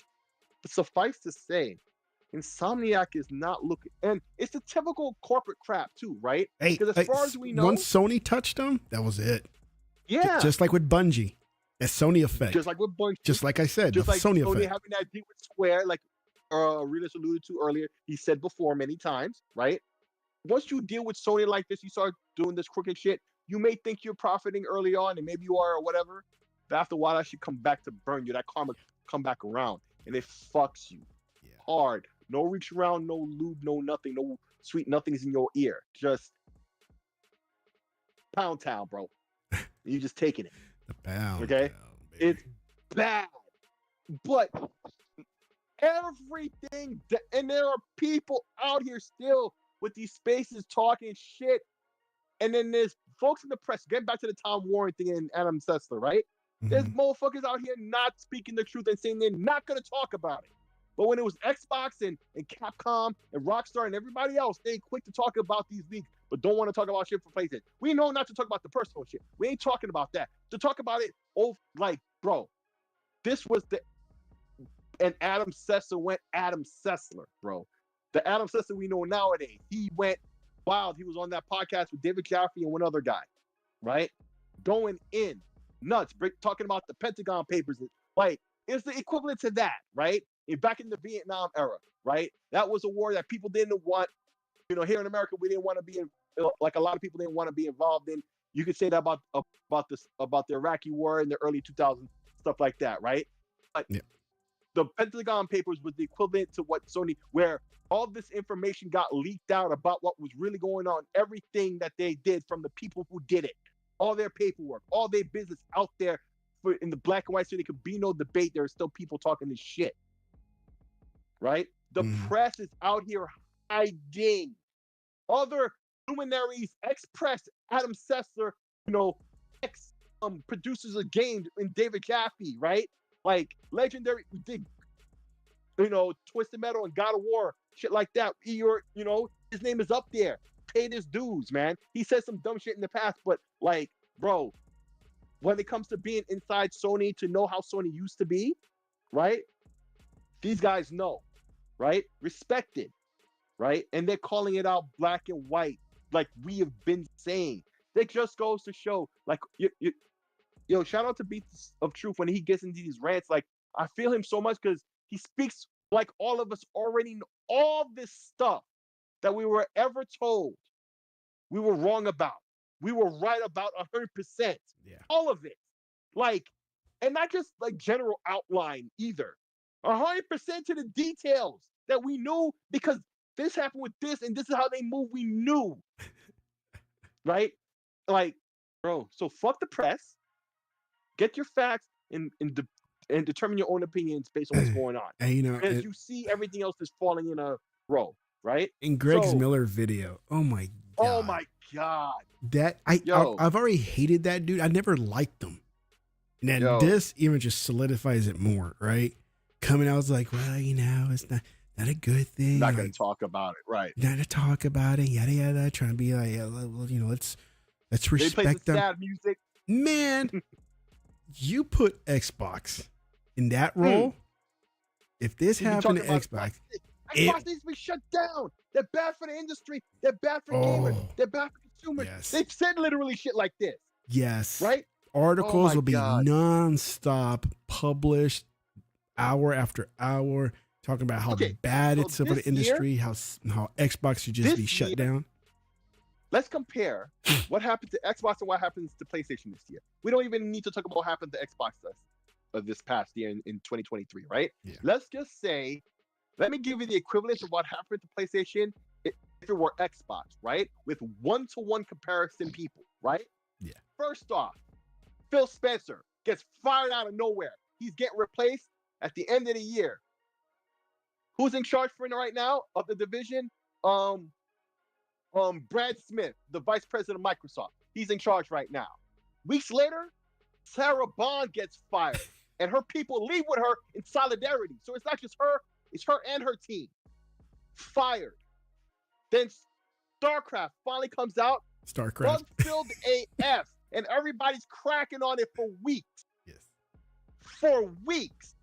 Then, somehow, you get nominated for 7 awards. You get to the Game Awards, you don't win nothing.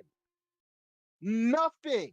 Meanwhile, Spider-Man was nominated for 1, didn't get the 1, but sold crazy numbers, and the whole time you're talking shit about that. Mm-hmm. Right? That's the shoe on the other foot. That's what happened to Sony right now. If this was Xbox, Phil Spencer had gotten fired because Microsoft is like, yo, you fucking up, you out.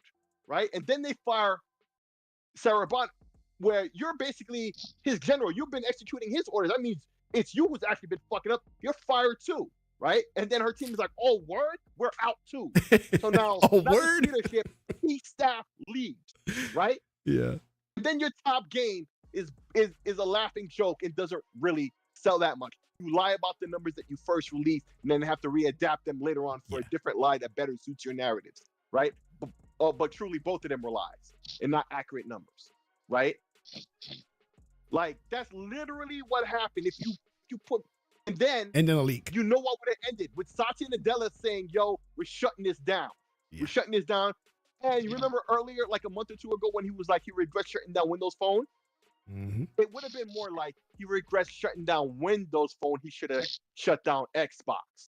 That's probably what the news line would have been. Yeah, that definitely would have been the headline.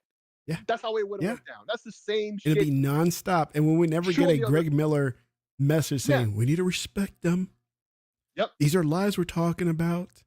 Yep, you know, all respect this stuff. Nothing. No. Ridiculous. They will be like, this is what they Absolutely. deserve. They should never been in the gaming industry in the first place. Mm-hmm. Xbox is gone. Good riddance. We won't miss you. That's how the narrative will go. Yep. After all this wild shit, the audacity, man. Audacity. Like, there's nothing to say anymore right now. PlayStation is literally on fucking fire. Like they're burning down, not like all fire where they not missing no shots. They're shooting air balls and have been for a minute. Yeah. Bad. Truly. Like, what more? And then, so here's the capper. So all these leaks, all this information. So Insomniac, 1.7 terabytes. That means all their database basically got dumped. Right? So besides all the personal stuff, we know about the whole, script for Wolverine. Fratanga Plays was like, he's like, if you taunt me specifically in this way by saying this and that, if you're a pony and you try to taunt him over the fact that his girlfriend cheated on him with his brother 10 years ago, right? Like, a lot of ponies been going after him lately because he's been up their ass with crazy videos, right? So, like he says, anytime you taunt me with that, he's gonna drop another spoiler from the script, which he's been doing for real. Yeah. For real. And it's great to watch. The reason I've been watching it is because now I know people to block and mute, because I tell you I do that all the time. Yeah. Right? I'm not trying to hear none of this toxic crap from these guys. So anytime I see these guys, boom, boom, boom, boom, boom, I know to mute them. Right? And so it keeps my timeline cleaner. Right? This guy's asleep, I think. So he's been doing that? I didn't know that. So, yeah. No, well, at least I saw it today. I don't know how long he's been doing it, right? Okay. But everybody's been cracking jokes on this whole situation. It just is what it is. So now, come to find out, Wolverine, these games are being developed on. Is he really asleep? Did he fall asleep? I think so. Really? No. I think so. You fell asleep. You were snoring. Holy shit! Wow, he really was. Wow. He fell asleep. I thought he was eating something. Yeah. Wow. Your voice put him to sleep, man. Wow. I thought it was relaxing. Look, man, I didn't go to sleep and start snoring, man. I heard everything he said. What did he say? A lot of stuff. I've been listening for about 10 minutes. Oh, no, he's been going off big time. Oh yeah. No, because he was going off like, I let him rock earlier, so I was saying about that's good. But I was about to get rock on with your bad self. Go ahead. I was about to get to the point there at the end. So games are developed on PC, so whatever they have working that's playable, right? Yeah. All that code was released too. And I don't know if it was the source code or if they hacked the game to work, but now they got it running on the Xbox Series X and S in the dev mode. The one you unlock by paying for $20, right? And you can access emulators and all that other stuff. They got Wolverine, the alpha build, playable on the Xbox. Forget Call of Duty coming out before Last of Us Factions or Starfield coming out before Factions that Fratanga printed and posted on his wall and they framed up on his wall, right, to taunt the ponies, right? That pissed them the fuck off, which is really how that whole thing started, right? Now, run it like a digital picture. Yeah, Wolverine is playable on the Xbox Are you kidding me, bro? Dude. This is I mean, kick them while they're thing down big time, right? Yes. It's just so delectably sweet. Cause like, Yes, yo, it is. Cartman, like I'm Eric Cartman and these ponies And is they Scott even put Penniman. they put the button mappings too, right? Yeah. They did. Oh no, those are still PlayStation ones. Those are still PlayStation ones. They got a triangle, they got a circle. Sure. Yeah. Yeah. Okay. Oh, that's Just give them some time. They'll make a game better than what Insomniac will, because from what I see, it looks like they just reused Spider-Man and repackaged it. Oh yeah. I saw some of the footage. Wolverine is just doing. He's like he just doesn't have a web slinger. He's flying around. He's punching his way up walls, and he can jump far. So it looks like Spider-Man. And go ahead. Forget, this is alpha though, so a lot of that stuff may just be temporary animations. Dude, they're gonna do that. But they're clearly they're gonna change a lot of that. Like that's definitely work in progress. We're not gonna sit there and that much, right? But no, dude, they how else do you think they could churn these games out like that? Sick. Of course, they're not super special. They are gonna reuse Spider-Man. The movement looks just like Spider-Man. No, but that's what I'm saying. A lot of the movement, like of course, they'll have other handmade content where Wolverine to go show up and sniff crime scenes and things like that. But as far as the outdoor movement, the traversal, how you get to point A to point B, it's gonna look just like Spider-Man. Yeah, graphically, yeah. It's just. And I was wondering how they were gonna put that together. I was like, Spider-Man was cool for them because it was just like Sunset Overdrive. Ratchet and Cool was cool for them because it was just like Sunset Overdrive. Wolverine is capable of doing things like that, but he's not known for necessarily jumping around cities like Spider-Man. Right. But that's what they're going to have them doing. That's their way of keeping their gamers engaged. They've shown, look, I just don't, Michelle Yeoh. I bet you that's going to be Michelle Yeoh. I don't know, but I don't want superhero games to go back to where they were. I don't know if I know y'all remember. Everything had a game to accompany it. Hell, Roger Rabbit had a game. Everything had a game. And then eventually the game just got really bad. And not saying that the game will be bad, but the game will be monotonous. The game will be samey. I don't see anything special. The only thing that I can see different that they're gonna do different is have you investigating in wolf mode, sniffing scents and stuff like that. Seriously. Kind of like what Batman does. Yeah, but see, and Batman, like, look, gaming has moved on. So that is in its time, Arkham was good. Yeah. But going forward, if Batman is gonna come out, they need to. They don't have a car studio, but the gameplay and the Batmobile should be a whole lot more advanced, or the whatever they call the Bat plane. Yeah. You know what I mean? Things have to Batwing. Things have to evolve. Like Wolverine is the first game, so they're gonna get a lot of leeway, right?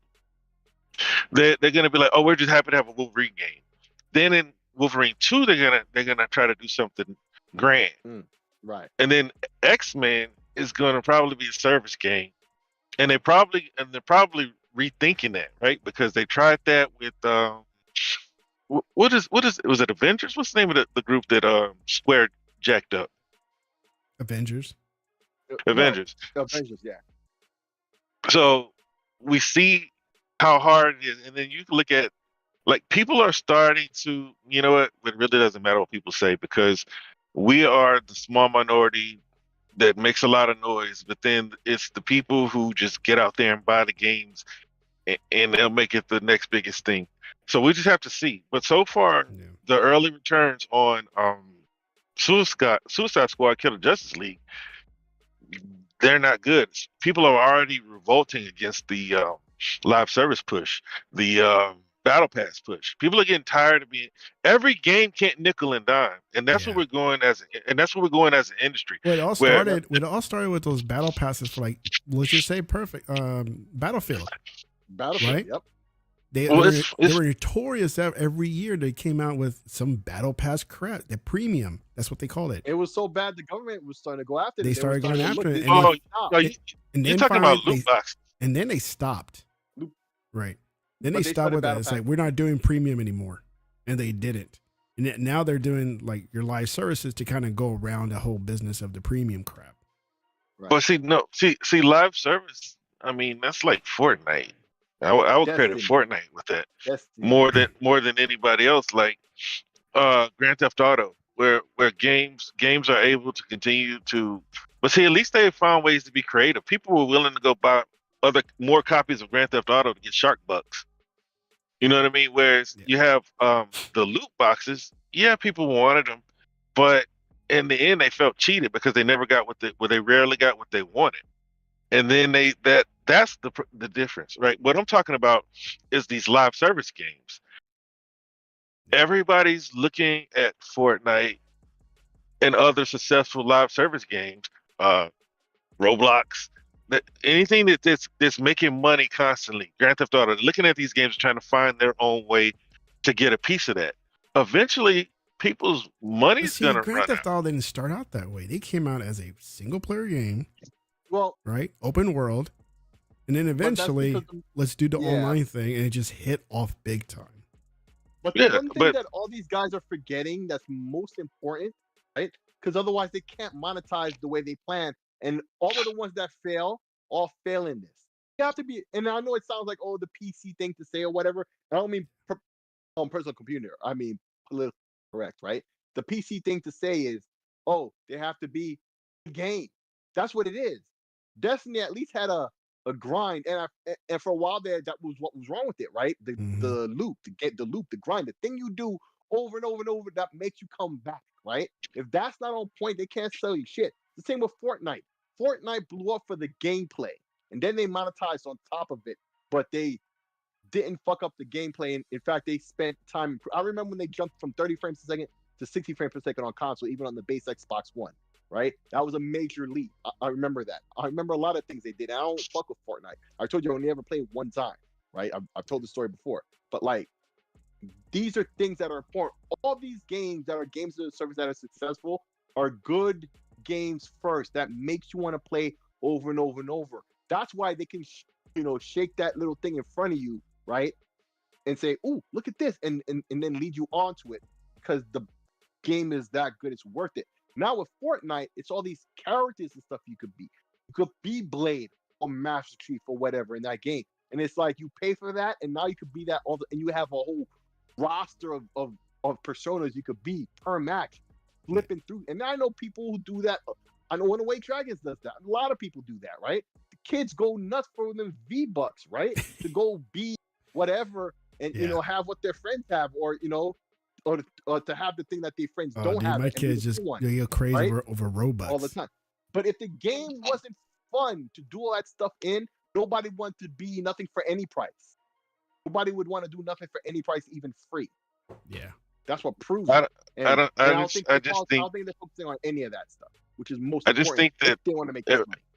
There's too many people trying to find their way into the live service business. Yeah. And we need to get back. Look, there's too many games out there. I've been saying this for a while. There's too many games out there, too many decisions to make, and then you have too many games out there that are time consuming that leave people with no time to play other games. Mm-hmm. So everybody's competing for the same people. Look, gaming is really not growing. It's just that the people who are good at extracting money, they're good at extracting money. Right, I don't know. There's a video. It was like a TED talk. I can't remember who he was, but he basically broke down how to catch whales. And I watched it. It was like 18 minutes long. And so these developers, these publishers, they get armed with this information, and they all think that they can do it. But people are getting tired of it. They're losing the hardcore with this stuff. Like, you can make a free-to-play game, but you have to have something, a hook. Because you brought up Destiny. Destiny didn't start off charging people to play it. No, Destiny was a game that you paid to play, but that's not good enough anymore, right? Halo wasn't good enough anymore. like to have a game that people just But love that to was go always the engage. plan with that game. To have a game where people just Diversity. love going to engage with the multiplayer was no longer good enough. They had to make it a free to play game. To have a game like Destiny, where people were going out and spending $60 to play the game, that wasn't enough. They had to make it a free to play game and start having like Ingrams and season passes. They have to find some other way to once you have a hit, you don't want to let it go. And you have to find some other way to monetize it. And that's, to me, that's a problem. And I hope that, I'm glad that Sony got kicked out of it. And I hope that Microsoft doesn't try to do that much. Because to me, man, 12 was always dumb, right? For him to go say that every last one of our flagship characters will be in a live service game in some form, that's kind of silly. You know what I mean? You need engagement, right? Why is $60 not enough? I understand people see Fortnite's making these billions every year. It's just not going to happen for every game. Yeah, there's nothing wrong with having They're not trying to hear that. an Assassin's Creed Valhalla, Ubisoft's first billion-dollar franchise. Next thing you know, they're trying to make a free-to-play game, and they were trying to make a free-to-play Sam Fisher game. It's like, no, make a good game. Put it in the right hole where there's not a lot of attention to compete with and capitalize. Because it's not enough, everybody, though. It's not enough. It's gonna have to be enough. It's just like there's no live service function for movies. You know what I mean? It's like they're happy with just making the money. But when it comes to gaming, look, what they're gonna do is bastardize the art. That's what they're gonna do. And it's not gonna be this big boom that it is right now where everybody's trying to get into it, because everybody is looking at the Fortnite. They're looking at the top of the top, all thinking that they can do it. Yeah. Right? Everybody's looking at Riot and Tencent and Roblox and Minecraft, trying to get that. But then when you look at a company like Square that we make fun of, where are they making their money? What is covering for them? Final Fantasy 14 and their mobile games. Right? They got so many mobile games that we're not even paying attention to. Same with Capcom. Who's Square Enix? Same with Yeah. Mm-hmm. I don't even know. Square has a big mobile presence, and it's probably even bigger over there in the East. You know what I mean? Because you gotta look at it. There were always mobile alternatives to games that we always like to play. Because what was it? The Devil's Attorney was nothing but Ace Attorney, right? And so now you got Ace Attorney on cell phones. Now they're getting ready to come out with another Ace Attorney. It's gonna be everywhere. And this is another thing that I said. Nintendo's got it right. Nintendo doesn't host as much competition as PlayStation and Xbox do on their platforms. That's another reason why their games are doing so well. Whereas when you go to PlayStation and Xbox, they've got EA's games. Well, now Activision's first party. Ubisoft. You got Ubisoft, you got Rockstar, you got all of the big third-party publishers day and date on those two platforms, and then you got to find a way to work with our partners for a release date. You see what I'm saying? Yeah. It's like it's just too much competition. And going back to the PC thing, that's why the games are always on sale on PC. That's why I'm not a big Steam guy like the rest of these people. I think this Steam taking 30% is too much. You know, and I said this before. I said Xbox is about to hit PlayStation where it hurts, in the pockets. They've already started. They're starting to feel the squeeze from the services. What's going to happen is Microsoft is not afraid of 12%. No. What's going to happen when Microsoft goes down to 12%?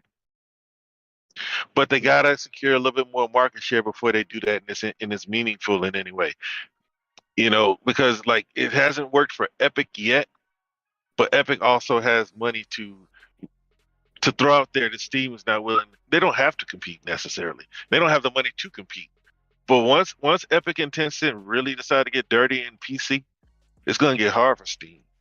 Mm-hmm. They haven't really moved. Once they finish with Apple and figuring out what they're going to do with Fortnite, then they'll start turning their attentions to go after the PC crowd harder. because like Alan Wake, remember they don't want to buy these games that are exclusive. I didn't hear anybody complain about Alan Wake being exclusive to Epic. All I hear is people talking about how great it is. I You think don't they hear took it many. off or whatever. For Say some it again. reason. I guess when What's they that? took it over, or they took it off for some reason, or something Took like what that off? happened. What? Alan Wake off of the Epic thing, like they took the exclusivity off. Of No. They won't no because they published that game. They helped fund that game, so it'll never be on Steam. But Not until what I'm the talking, life thing is over. it'll Then it'll never be be out. on Steam. They published that game. Oh, They're they not published Steam's it. friend. Oh, they published. All right. So, well. so like you remember, like people when Control, I'll just wait for it to come to Steam. But once They they did. figured out that because it was coming to Steam, it was a timed exclusive. Right. But they're gonna be because I remember Epic when I never first made got any money off of any of this stuff. Like all that, it, all that info that came out recently. Epic got more They money. didn't lose money. Dude, Tim Sweeney got more money than Steam. Okay, Sure, right? but And all he's doing is back. losing. He's back So, by Tencent. Once okay, they but decide he's that losing that money they by really, okay. once they decide that they really want to go after that, it's gonna get hard for Steam. People Also, are gonna they have to start. decided to before. People are gonna have to start making tough decisions. The same way Diablo, Call of Duty, right? The same way they had to make those tough decisions after trying to rebel.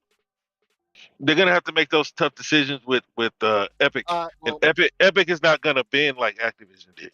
well, listen, Epic could say and do whatever they want, but the numbers are out. Thus far, they've lost money. All this stuff they do on this Epic Store and all that, lost money. You sound like None a of these pony, games- bro.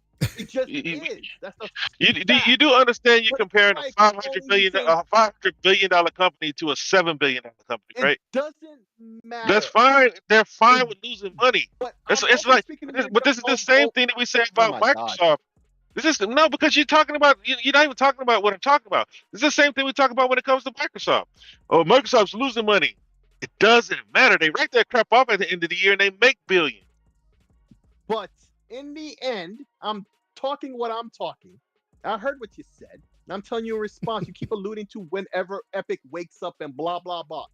Thus far, after all that's said and done, all they've done is lost money.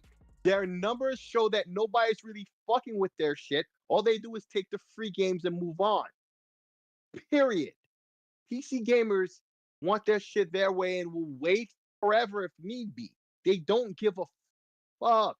Epic is That's because Epic doesn't have a game that they want, right? Epic Alan has Wake is the tried game that they before. want. Not And Epic- people went Alan Wake is people not went to even Alan Wake. How many people But- have you seen complain about Alan Wake not being on Steam? They went and bought the game where it was. So what's the sales numbers looking like? Because as far as I know, nobody's talking about Alan Wake on PC. You got other shit to play. Well, that's He's what any like- game. But that's what I'm saying. Alan Wake didn't move the fucking needle. None of these other games. They've been doing this for at least a decade. What I'm Same. saying is the sentiments change when a game comes that you want, right? That's It not doesn't happened 10 years, it not doesn't ain't matter. happened. It doesn't. What game have they had that people wanted, right? They bought Rocket League. People are still playing Rocket League, right? They bought Fall Guys. Fall Guys kind of fell off, right? When Epic takes Is that a pun? when Epic Ooh. takes a game that they want, they're gonna do what they need to do to play that game. Same thing with BattleNet. People don't want to go to BattleNet, but they were playing Diablo. 10 years, it's still here. That's what I heard 10 years ago. Still here. That ain't happened for shit. That's what I'm telling you. They're gonna make them. fail. They're gonna make They've them done compete. They're gonna make them compete in a way that they don't want to compete when they start buying Well, these listen. games. You'll see. Well, listen. It's the same thing. It's the same thing in console. Until they provide, because same with PlayStation. That's what I'm talking about. All this stuff they keep saying they want, but they don't buy shit, and we see it's Sony who's losing, right? Just like we've been saying it's Xbox dudes this whole time. It's the same thing with Steam. Steam is giving PC gamers what they want, and Epic isn't. When Epic does, then they'll get that glad and willingly too. People will literally And say, let me ask Epic, you something. and here's the reasons why. And until they do that, those things won't. Unless they do those things, it won't happen. Let me ask you something. What is it that Steam does that Epic doesn't do? Literally everything. No, that's not an What do you answer mean, no? because that's not an Literally answer. everything. But that's Oh not my true. God. No, listen. I don't know what to tell you. if I That's sit here and that's the answer for it then, because they don't do much that Epic doesn't do. no. They do everything that Epic doesn't do. Like what? Everything.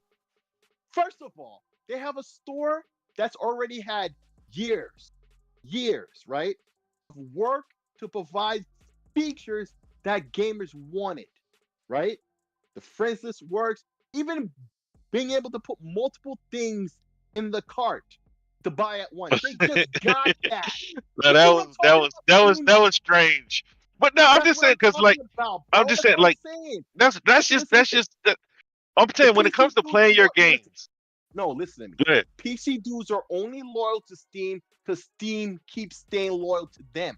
Once that shit stops, they will move to whatever gladly. And that's what you interrupted me just as I was about to say. If Epic was to ever wake the fuck up and do what they need to do, people switch to Epic and say, yo, this is why I'm switching to Epic, because they're doing this, and this that we've always wanted from them all along when they first said they want to compete against Valve. They ain't done none of those things. Once they do it, Bro, they don't PC gamers, they're not allegiant to Steam like that. It's just they keep from doing what PC they ask gamers. for. PC gamers like the Steam guys, which is a lot of them. They're not gonna leave Steam for anything but a game that they can't have. It's not about features It or hasn't anything happened else. yet. That ain't It's happened not in 10 years. it's not about helping devs or anything. Nope. I mean, Valve is a small company in comparison to them too, but there's nothing that says that hey, I gotta be a Steam guy because they're doing something not so at all. great. No, Not at all. because I've been trying to figure it out. Like I've been on Steam since they've been in existence. They were the 1st. Mhm. And then I see Epic come along, and I see that they're charging developers less. Now the cart was trash. They didn't have achievements, and a lot of games still don't have achievements. There's some certain functions that they don't have. But at the end of the day, when there are games that they can't have on on the other platform, they're gonna do what they need to do to play that game. Right? It's the same thing. Everybody complained about BattleNet. EA. Everybody complained about BattleNet, but they were playing those games. Everybody has a launcher too, right? But exactly. This is the end of the launcher wars, and Epic is the Johnny come lately when the launcher wars was said and done in Steam 1 ages ago, and then after the war is over, here come Epic 1 and they'll off and stop it all over again. And then look what happened. All those dudes still have their stores, because if EA was to sell you the PC version of whatever Need for Speed Unbound, that's the most recent in the franchise, right? If they could sell it to you directly, they get all the money, right, that they charge you for the game instead of having to give 30% to Steam. Get that, right? But after a point, we know also once you sell a certain number, like it's not 30% anymore, by the way. But nobody ever mentions that. Okay, that about that. I'm not knocking you, but what I'm saying is they all have their launchers still. Nowadays, you buy a game. Let's say you buy an Ubisoft game.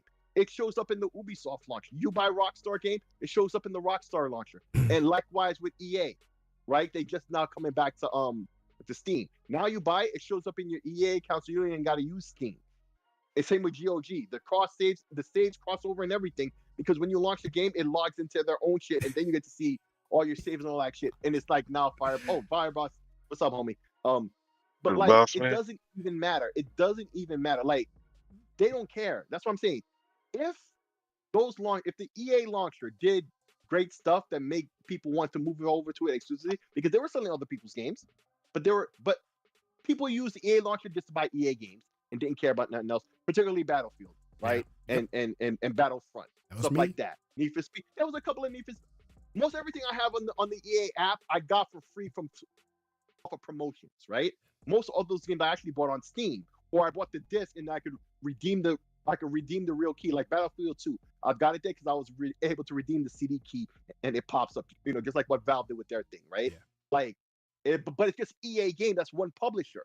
Valve said, "Fuck it, we're selling everybody's games," right? And that's the one thing Epic is doing. EA and Ubisoft sells some of other people's games, but not really.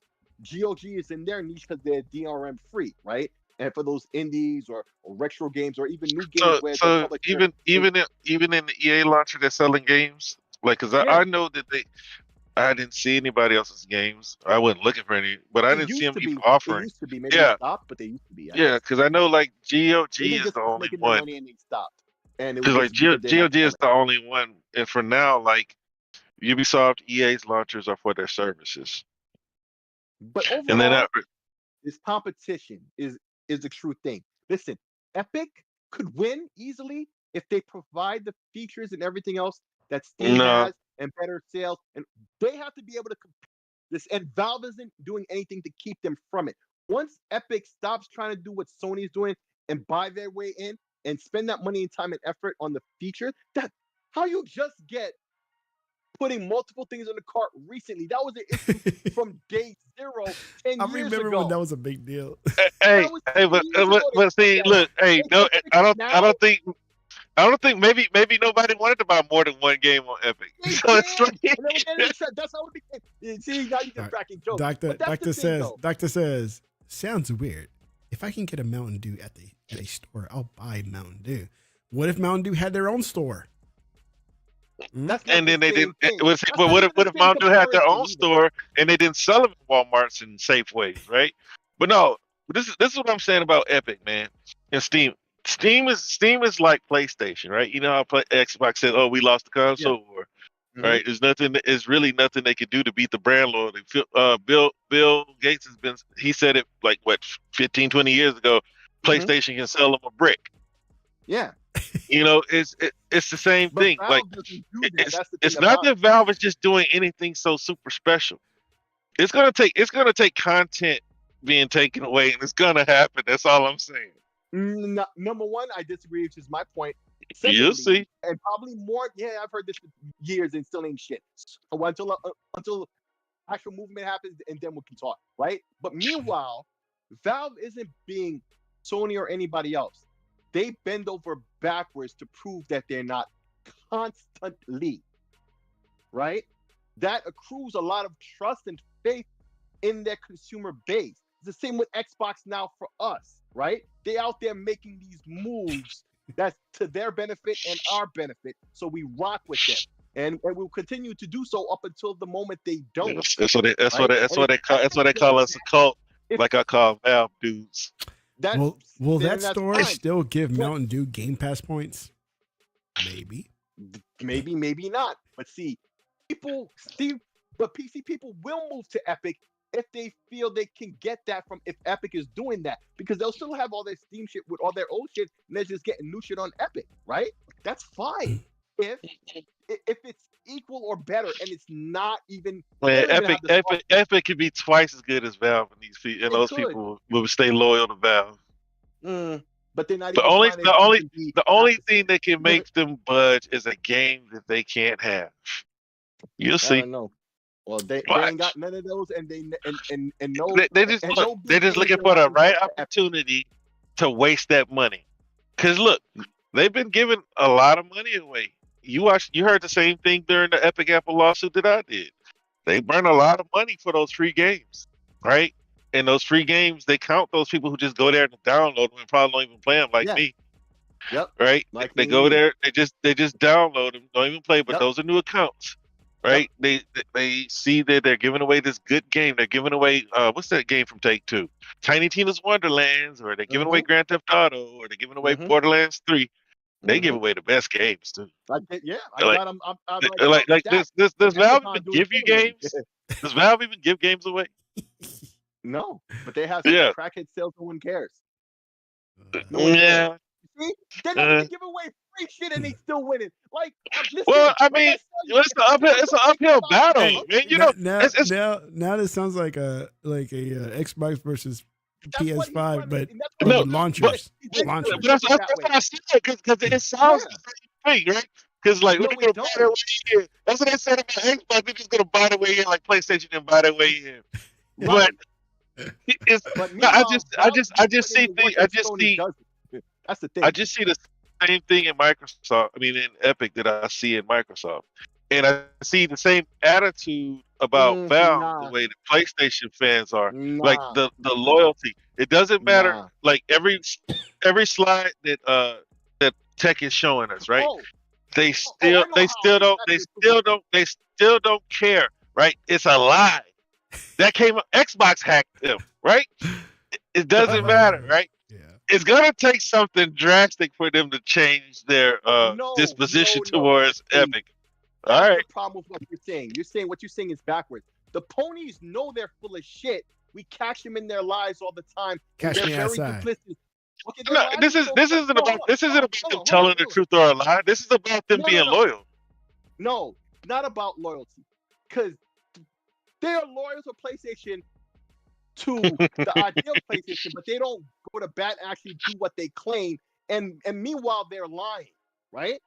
At least a PC dude who rock with Steam, they say and believe what they're saying, and they live and move by it. These PlayStation fanboys literally don't, and that's why PlayStation is literally in the position they are now. That's the main reason behind all the bad shit that's happening to them besides the hacks, right? Like, these ponies talk all their shit, but they don't buy the games. At least you cannot say the people on Steam ain't buying games left and right.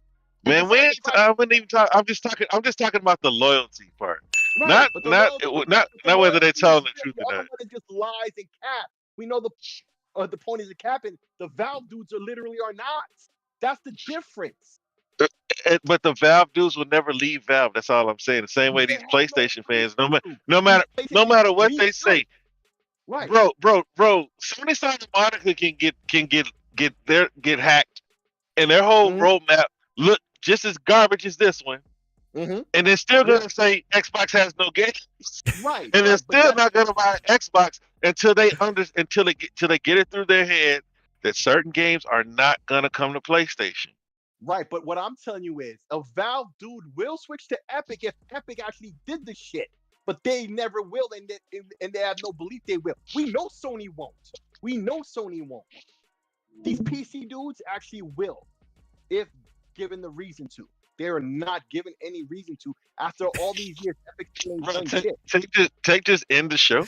No, man, I just did the stop the screen. Stop the screen share because that's kind of like that's an indication we're at the end point of this. But Fireball says, "I hate to say it, Realist is right." No, it's not. I know. What? Why you gotta hate to say it? he had to say that part. I hate to say it, but Realist is right. I know for a fact. Listen, everybody just listen. Epic says the 30% thing because it sounds good to talk about. It's to but they really do take 12 though. But like I said, they're only saying that to catch people's eyes. But meanwhile, they ain't done shit in their service to make it actually good. How they just fixed the code after 10 fucking years. I'm not exactly bro. I just told you. But I just told you I'm playing The Expanse, Star Trek, and Alan Wake. I got that from the Epic Store. Ha! So what? One game that nobody's even talking about anymore already. It plays the same way that I would play any game on Steam, is what I'm saying. Look what Fireball said. Look what Fireball said. There's folks that follow my work, and they are hard set Valve. Game Pass is alien to them. That's what I'm talking about. You think they're talking about Epic, but at the same time, despite all I said that, notice the opposite of what I said about the PlayStation dudes. The PC dudes would switch to Epic if Epic provided all that shit. The moment that happens, they're going right to them, and that's game. They would do it. These PlayStation dudes never, no matter what. Just like you said earlier. That's a fact. That's what proves it. It's a fact. Or they play their Xbox in secret, or just like they go launch the Epic Game Store in secret while acting like they protesting in public. Yeah. I get those Epic my thing is like I hear people talk about supporting the developers, yada yada yada, and then I hear like Steam apologists, right? They'll say, they've modified their structure and they only take such and such, but the games don't start selling until they drop the price. So that means I'm dropping the price on my game, right, to get to the number. But once I start to hit the numbers where they actually start to sell, it's because I dropped the price, and then I get even smaller cut of a smaller cut. So, that's my problem. But that would be an Epic problem too, or a Valve. It doesn't matter. No, Epic takes a flat 12. And Microsoft's willing to take a flat 12 too. No, but for the end consumer, that don't mean shit to us. That's behind the scenes shit. how they split up the money. Yeah, and it'll And mean no, but think something about what you made. once the developer But decides that I'd rather give up 12 over 30. they I'm telling don't you. care. In the Well, end, you just said it yourself. The catalyst of change in your very example was the price going down. That's when no, people it'll be start buying it. So there you go. Once yeah, but that see, happened, what they that's don't what it start is. hitting It's these. not about the platform. That's not an You see, Epic exclusive. look at a game like Elden Ring or Call of Duty. Mm-hmm. Like those games, they have no problem with nobody's commission structure. They're gonna get their money. But Right. you look at a game like what's that game that came out? Like Choo Choo Charles. let's use Final Fantasy. I mean, Choo Choo Charles, Choo Choo Charles probably didn't hit 500 grand. Choo Charles would never exist because it would have no place to release online digitally. It would have to be released physically. Epic doesn't do that. Don't you think Choo Choo Ironically, Charles? the engine, Don't you think Choo Choo Charles would have preferred to give up 12 over 30? but it's still funny that Epic gives them the tools to make the game, but not the tools to sell the game effectively. But Valve does. No, Valve already has a built-in user simple. base that they've been building since the early 2000s, bro. That's 3 bobs I've given you thus far. I like how you do the That's funny test. that's just him making bombs. But I Valve's know, but it's just Valve's been in the business since the early 2000s, man. That's right. Like That's right. they've got a base. This is like when Xbox came in, right? When PlayStation came in a gaming, they came in at gaming's low point, right? Nintendo was on their last leg. Sega was on life support, and then here comes PlayStation, and they take over, right? When Microsoft comes in, PlayStation is at its peak, right? They got the PlayStation 2, they're slanging DVDs. Like PlayStation's at its peak. So it's an uphill battle until PlayStation decides that they want to sell $600 consoles in the 2000s. There you go. And that opened the door for Microsoft. But Valve isn't doing that equivalent to PC but guys. Anyway. but when those consoles went right back to when they went back to more reasonable prices, what did people do? They went back home. Right. Well, the people who were console folks, PC didn't stay where they were. But okay, there was only one place to be on PC though. But I'll give you a perfect example though. And so, Steam Deck guy, right? Why is it? And I always said I wanted to dual boot my Steam Deck, but I never got to because I got the ROG Ally instead, right? Everybody knows I sold my Steam Deck to fund the ROG Ally, right? Good so deal. Now then, right? Yes, it was. So now then, why is it? That was when I had the epiphany I should have had right after I had the epiphany with the Steam Deck. The epiphany I had with the Steam Deck was, yo, this brings together everything that I've been working towards subliminally in a way for a long time with, the home theater, PC enthusiasms, things I did in that regard, building a library of games on Steam. Like I said earlier, there was a period of time on console where it was better to get those games on PC because the PC to outperform the console was cheap. It was dirt. Like the video card that you need to do that was like $150, $199. And most PCs were already fast enough where once you added that video card, boom, now it's outperforming a 360 or PS3. So if you're playing those single player type games, 1080p 60 games are still 50 on PC with a control, and you can still use a 360 controller. Worked easy, right? I developed a lot. I picked up a lot of games, and I had a whole archive of games, right? So Steam brought all those things together. Everything they did with the controller and the Steam machines that they failed with, but they kept pushing with, right? Behind the scenes, like the big picture mode, all of that, right? Great on one handheld. Then I realized, holy shit, when I got the ROG Ally, the epiphany I should have had immediately after with the Steam Deck, I should have had that in the time when I was waiting for the Windows dual boot. Because while I was waiting for the Windows dual boot was for the other launchers, right? Epic, EA, Ubisoft, all of that, plus the Xbox launcher. Because to do the cloud was just a lot of jank. On the ROG Ally, it's just use the Xbox app on PC, it works, and I can remote my Xbox as well, right here in the house without a PS Portal, right? But I could do it on my phone too. But what I realized was the epiphany about the play anywhere. Like you were talking earlier about the Yakuza games, right? Now, my number one choice, if I'm buying a game, right, is if it's cross-play already, like the online is cross-play, Street Fighter, right? Like, here's a perfect example that doesn't exist. Street Fighter being play anywhere on Xbox. It's not. You buy it on Xbox, you don't get the PC version. But it's cross-play if you buy a PC, PlayStation, Xbox, right? But give me another game that is cross-play like that. But imagine if it was, right? The default version for me to buy is the Xbox Play Anywhere version of the game. That's number one. Number one, right? Because I get the best of all worlds with that. Second D would be Steam if it's crossplay, right? If not, and the multiplayer is important to me, then console. Because otherwise, I can stick with the PC because then I get the ROG Ally. The best with the Play Anywhere because I still get the console version. I could have the ROG Ally on the go, or the PC if I want to go, high tech with the frame rates and resolutions, or maybe sometime in the future I never got to the game. I finally do on a newer PC than the tech of the time when the game came out. Now I'm playing it in an ultra widescreen, 240 hertz, or whatever crazy shit, right? With mods all patched up, all looking nice, right? I had those choices, but the number one for me is Xbox Play Anywhere, right? But that's because of the features and things that it provides, not Steam or anything else. So what I'm saying is, whatever features that's best for me, I'm a rock with. And if Epic can do that, they can win. And the PC dudes will flip. PlayStation dudes would never flip because they sitting there capping, talking bullshit. Valve I believe that. Pause. But if they did, they would win. Oh, but Epic did what they did. I believe they'll both flip when there's content that they feel like they can't do without. That hasn't happened yet. In 10 years, hasn't proved that. Unfortunately, bro, look, if there's no Call of Duty on PlayStation, people are going to buy an Xbox. Right. If there's no Diablo on PlayStation, people are going to buy an Xbox.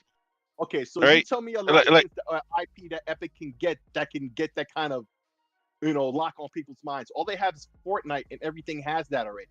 That's not enough. They can buy. You do understand that they can buy a publisher, right? They could, but they haven't. They should be They doing have. They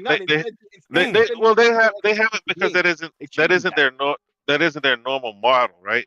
The normal model is to go buy a piece, right? Yeah, but they should. Let's just say that let's just say that they decided to, right? Because a big reason why is Tencent and the Chinese government, they screwed a lot of Chinese companies over. But once they're able to bounce back from that, because Tencent was worth almost $1 trillion before the Chinese government did what they did. Yeah. So there's something going on there. They really haven't bought anything, right? Yeah. I think the last they bought was like Riot or something like that. It was another one of those mobile companies, because that was the biggest acquisition until I want to say Zynga, right? It was $8 billion. And that was just for Riot, and then Microsoft came with Bethesda, which wasn't the biggest but Activision was. They were actually acquiring things before their value went down due to Chinese government regulations. Right. I know what they're doing there. They have the same opinion that people like Khan have, which is corporations can't have too much power. Right. And they actually triple their companies. And I hope that they don't start doing that here. But I'm telling you, all I'm saying is, because we started talking about what were we saying? That the PC people are telling the truth, ponies are lying. Yeah. I see Microsoft. I see how Microsoft is handling PlayStation right now. Yeah, it'd be triple more easy for them to do what Microsoft's doing to Epic, due to how much money they're playing with in comparison to. Yeah. It's just that they haven't seen the opportunities, right? Because you asked me what licensed IP. I don't know, man. I don't think Hogwarts Legacy could have done it as a licensed IP. It would take something like a Grand Theft Auto. It would take them purchasing something, right? It would take them going in. I mean, the thing about what's that game? The most popular game on PC, on Steam. League of Legends? No, that's Valve's own game. The one they make, CS:GO. Oh, CS:GO. See, they can't take that, but it would be something like that. But that was my point when I asked that question. That was a loaded question. Who owns Dota? I think Defense of the Ancients. I think it's Valve. Maybe. Or maybe not. I'm thinking it's Valve that owns Dota too. But anyway, it'll be something like that. Right, but that's my point. See, it was a loaded question when I asked you that overall. Because my point is, the things that exist that are that big that could make that situation happen, like Call of Duty, for example, right? They can't buy. or won't. In No, 10 they years, can't. all this shit they doing. Listen, if they were to Bogart coming through, like Method Man said, right? They ain't done it, and they could, especially now they got this Fortnite money. So what's up? But they not. And see, the PC dude's gonna look at them like, oh, you're just bogarting it like that. All right, fine. Depending on what game is important, then that Like the ponies. But they just not. They just not. And I don't understand why they didn't do that instead of the bullshit they doing with these time exclusives like Sony does. They already see that didn't work for Sony. They've been doing it for 10 years, and they know what. And see, well, no, it they did work for understand Sony. the PC head. No, I'm talking about for Epic, right? It's not working out for them, and all this time they ain't tried nothing different. They ain't purchased something big. Why weren't they in the running for ABK? They ain't. I don't. Doctor says all this pony salt is gonna give us bots diabetes. Joke's on you. I already got diabetes. And it's not diabetes. You're gonna get high blood pressure and hypertension. That's what we're gonna get. That's what we're gonna get. Hey, but now look. But look, man. Ponies in trouble. Their platform is in trouble. Look, it's gonna be like kicking babies, man. I'm almost like I almost have no interest in console warring anymore because it really is over. Yeah, I thought I felt like it was over when Bethesda came in. Yeah, because when you look at PlayStation, they had 5 or 6 studios that we actually know who they are, and we can name them in 10 seconds and the games they make. Right? They can have 20 studios, but we only know Santa Monica, Naughty Dog. Some people know Bend, right? Sucker Punch. Who's another one? Insomniac. Sucker Punch. I forgot. See what I'm saying? There's somebody that I forget, but those are the studios. Back on sale. My 8-bit Doug controller. I've been meaning to get this forever. But those are the studios who actually make games for them, right? They got a lot of support studios. So with Microsoft, they already had the 6 studios they had, right? That were pretty much just making Halo, Gears, and Forza games. So then they bought all these studios in 2017, 2018, 2017, right? And then they brought in Bethesda. It's like, what is PlayStation gonna do with that? Dropping one game every 5 years is not gonna compete with all that. Nope. And so now this lays out their whole battle plan. They've relegated Insomniac from being a creative studio that brought something fresh when they came in to Marvel IP that's using the same assets for every game they release. They could take those same assets, like everybody's saying, oh, they should make a Daredevil game. They could do it. Yep. It'll look just the same, except for you can go through walls. Yeah. Like it's like it's like this, and I laugh. From now on, I laugh when I hear people drop that. No, but I hear say or see on Twitter people say they're creatively bankrupt, and they are. And you see how Spider-Man is supposedly selling all these units, and they're still gonna have to lay off people at Insomniac. Yep. They're about to close. They're about to close down the studio if they haven't. If it wasn't what Media Molecule. Question. I have a yes or no question for you, real quick, right? So we know the bugs and the bad press and all of that surrounding the release of the game had to have hurt the sales, right?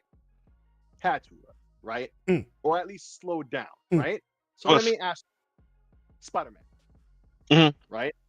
So let me ask you this. What if that didn't happen and a release like the first one, do you think the sales would have been enough such that this wouldn't be happening in Insomniac right now? Not the hack, but I mean them having to fire this many people and still, all this extra negative. Do you think sales dropped that much because of the bugs? No, I don't think sales dropped. I think that 4 years of developing a game that you're not going to release hurts too. Like, and then giving Bungie, buying Bungie on, but it's Sony. It's Sony. Insomniac's budgets are too high, right? If you read those slides, one of them asked the question, do you see, $200 million difference between part 1 and part 2? Like the No. budgets are out of control. And so, as a company, you got Ben sitting over there. They're probably no them and the people who make Concrete Genie. Those are the ones who make Pixel Opus or something like that. They're the only ones who use Unreal, right? Yeah. So maybe they keep Ben to help them since they're trying to do this partnership with them. But that Factions game hurt. Buying Bungie on credit hurts. Like this was an Insomniac leak. No. But what I'm saying is, just for Insomniac, do you think all these firings and stuff because Insomniac did not perform? Okay. No, Insomniac did perform. This is a Sony issue. Right. No, I get it. But I'm saying, though, listen to the question, though. Like, I know they're getting the blame for this, but I'm saying if the sales were better because these bugs and stuff didn't happen, which I think is the key thing that hurt their sales, right? So if the sales were what they normally could have been, minus the impact these bugs and stuff and bad press had, do you think this still would have happened the way it's going anyway? Yes or no? That's all. No, but like I don't think the game underperformed. Right? They put it in the box. So it's gonna perform to a certain extent when you force people to buy it. Okay, so let me ask the question a different way. Do you think that would have been enough, or would this happen the same way anyway? Yes, because of Bungie and Naughty Dog. There you go. There you go. I mean that's a lot. That's a lot of money, right? 400 people on a game. You're paying their salaries for 4 years, and they don't put the game up. And then you give Bungie $3 billion.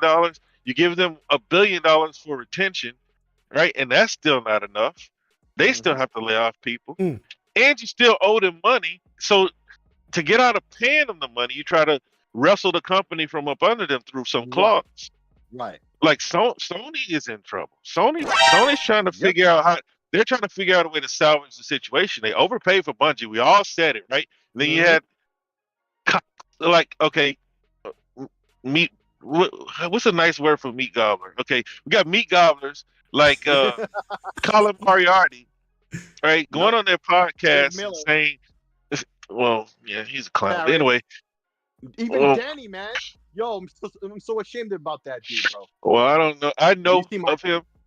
Yeah, but I followed your tweet, but like, you know, when you have people like Colin Moriarty, they come out and they say, oh, everything's okay, you know, rally the troops, but it's not. Like in PlayStation, see, one thing we always knew, right? And I say this, and then because it's 2.5 hours, I say this and be done. One thing that we always knew that even though Microsoft was in their low point during the Xbox One, we always knew that they were $1 trillion company, and if they ever decided to back Xbox the way it needed to be backed, they could right the ship. Right? 360 was the worst thing to happen to Xbox. I say that all the time because they won without trying. Xbox One was the next best thing because it showed them that they needed to try. Xbox 360, they didn't do nothing. They won by default. They won by default. No, they put PlayStation to do that though. PlayStation didn't do anything later to fix a problem. Things fell in their lap. Things fell in their lap. All this Japanese support that y'all been talking about that they had so much of wouldn't have happened if PlayStation was PlayStation. They couldn't sell PlayStation, so the Japanese developers had no choice but to come to Xbox. But Microsoft was still making their moves and fixing their situation too. They and then we arrive at those games don't sell. Yeah, look. Once they saw that they had the support, then they start doing things like Blue Dragon, Lost Odyssey, things like that. Moves. Right. But they were so quick to jump off of it, right? Yeah. They like Microsoft wasn't much different than Google is now. Right? The first sign of failure, they cut and run. Right? Now they understand you got to sit in the pocket sometimes and wait for things to materialize. Things are different now. Xbox One, that's why they were ready to leave, man. They're ready to get out.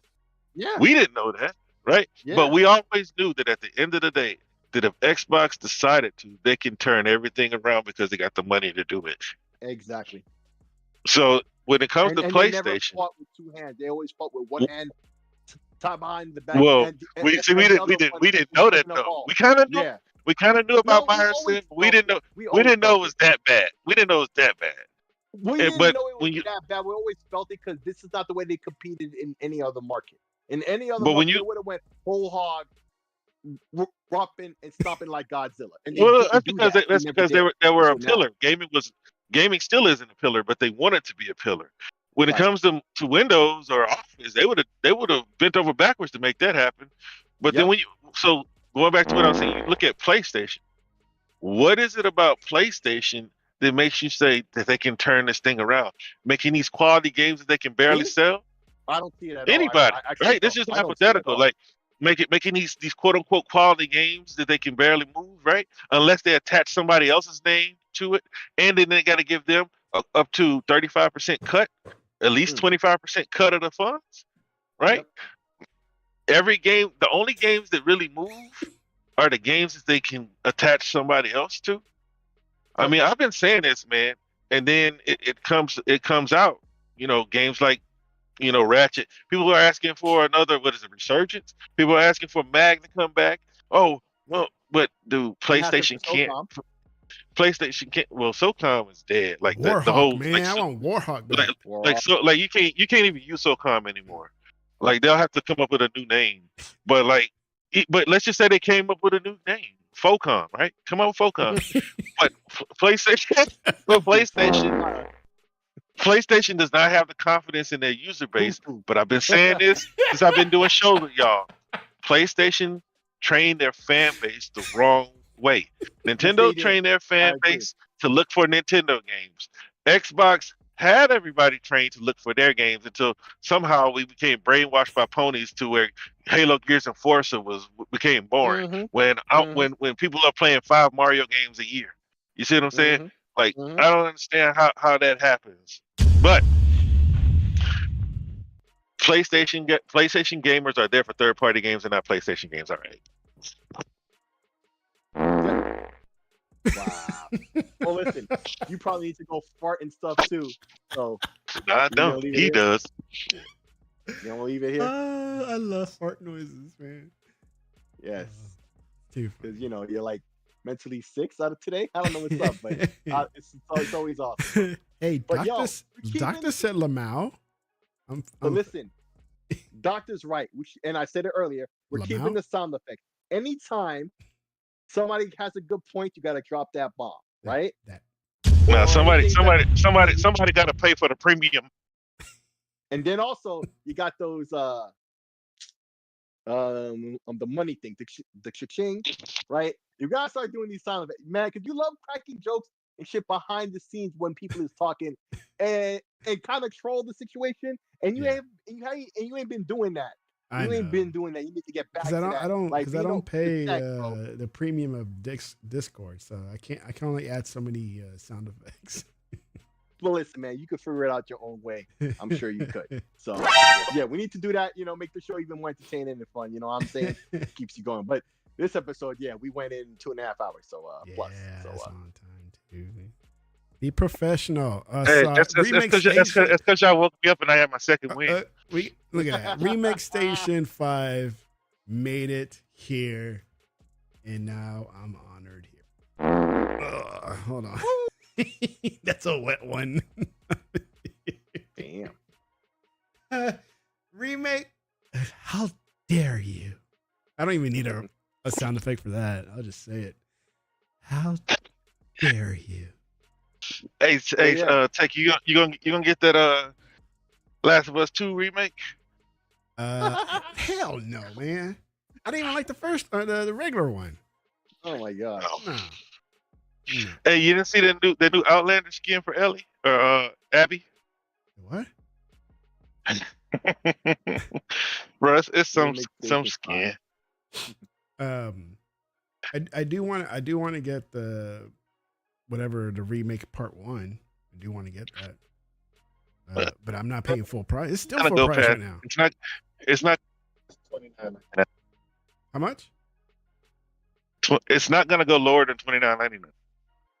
Well, I need a coupon then to make it $24.99. No, look, because it's like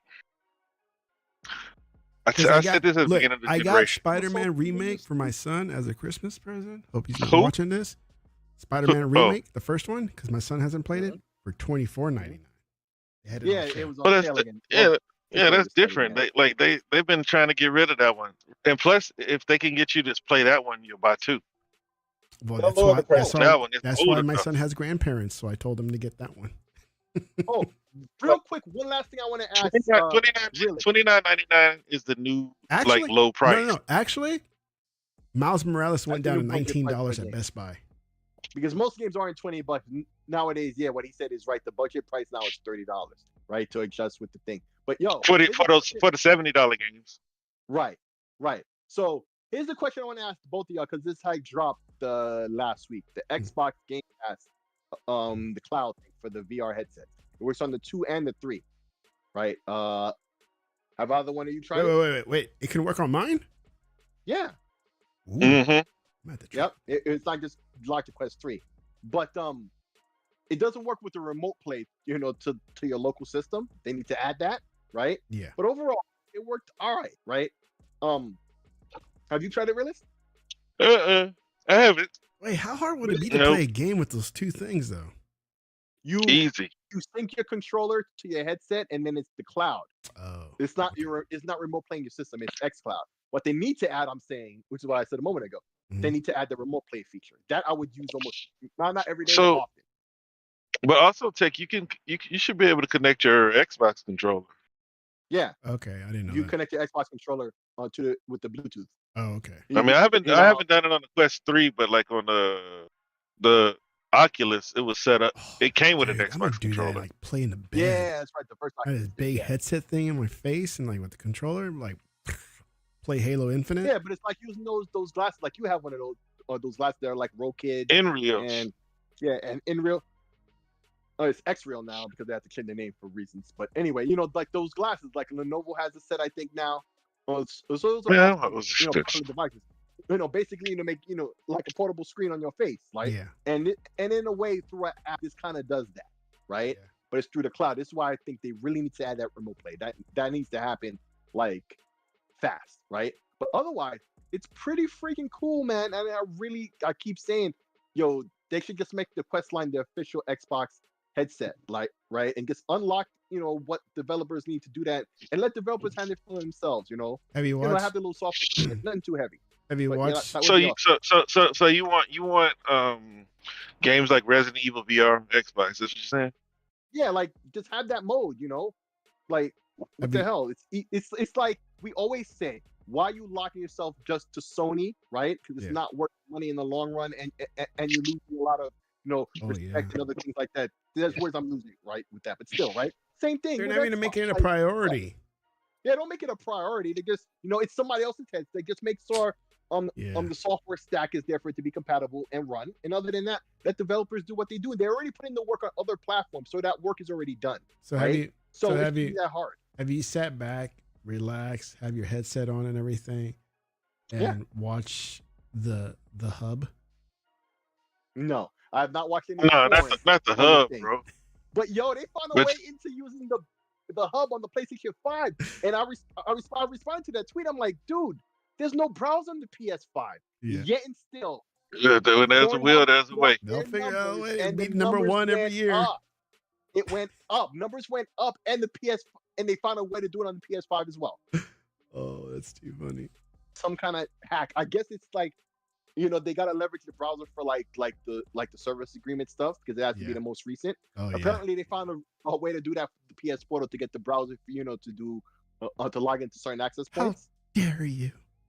Yeah, so like once again, Sony could have did that and they just locked it away. But hey, I would have right away, man.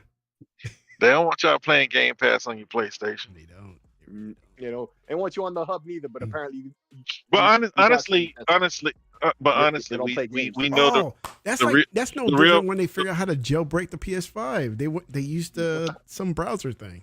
Yeah. Well, that's what they do. Well, anyway, I was trying to get a sentence out. Like, the thing is, we know PlayStation has security issues.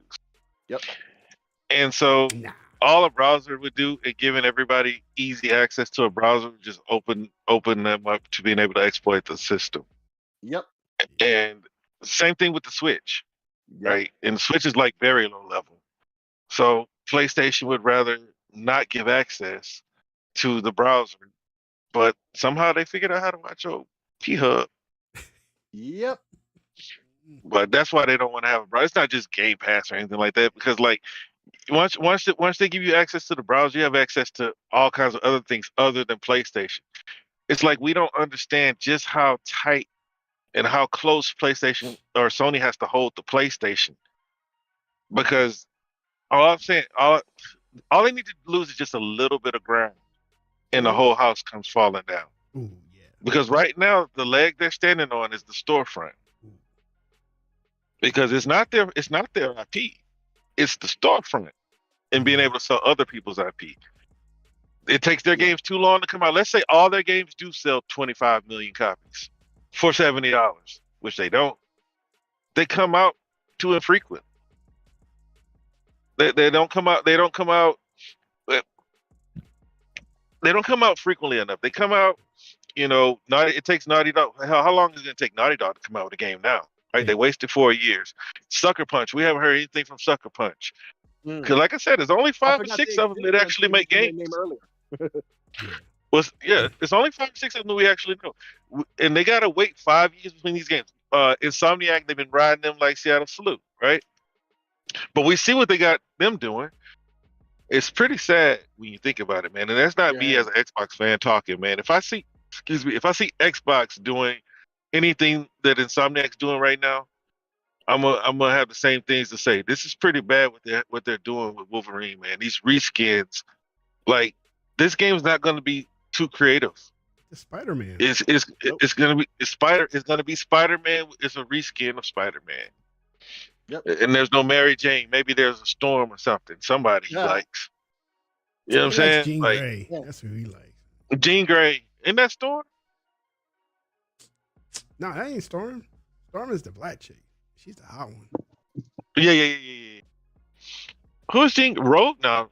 Jean Grey is Cyclops' girl with the red hair. Yeah. Okay. Well, anyway, see, it's gonna be a reskin. That's all I'm saying. It's not gonna be too creative. They were at their creative best when they were able to make Sunset Overdrive and Ratchet and Clank. It's like, make it rain, girl. Storm, you my girl. But yo, bye, Tech. Frankly, bye. All right, guys. Some of you guys came in late in the chat room. Man, you got to watch the replay. We got some good talks here and there. So it's almost 3 hours. It's almost 3 hours. And I got to get something to eat and drink. And I got to peep. And then, hold on. Oh. It just came out again. Well, listen, obviously next week are we not gonna have a show? Look, man, I put in on the premium, bro, so you can get something other than a fart and a bomb. Hey, there you go. How about that? And a bell. How about this? There's like 5 of them, bro. You're gonna run out soon. It's only like 5 or 6 of them. Hold on. Keep that one. You got crickets too. Dude, you literally fell asleep on the show. Yeah. And you went, hey, man. You fell asleep, you were snorting, and you went. Hey, look, I've been up since what? Real early. Okay. What time did I get up? I don't know. Oh, dude. I woke up at 11 o'clock yesterday. Yeah, it's pretty nice. PM. Oh. Because I thought you were doing that on purpose, like you were joking, or I had no idea what the hell that was about. I'm like, look, bro, look, man. I settled down, bro. I thought I had the boom up. When I put the boom up, it's on mute. Right. But hey, it happened. Sorry. I'm like, this motherfucker really. This motherfucker. Wow. Remake over here. Look what he's saying. I'm rewinding. I still feel bad about the Astros. I hope Techno isn't too sad. Shut up, man. What? You know what? About what? Dang. Come here. Let me show you something. They spend no money either. Let me show you something. There you go. In your face. Hey, Tick, man. Astros ain't spending no money either, man. Nah, man. No. They're on the very downside decline of things. They're gonna be sucking soon. Watch. If not this year, next season. Like if not this new season, the next one. They're gonna start. Well, they're gonna be they're a traditional team. They don't have big money. They don't. So it's gonna be about the farm, man. Mm-hmm. I mean, and they're they don't have $700. They don't have $700 million to throw at players. No. So, all right, guys. Good night. Check out the rewind, and we'll possibly if you guys are free next week, I'll be here. I'm around. So it's only a regular ass Thursday. So yeah, be around. Cool, man. Peace. Good night, everybody. All right, y'all. Bye. Peace. Good night.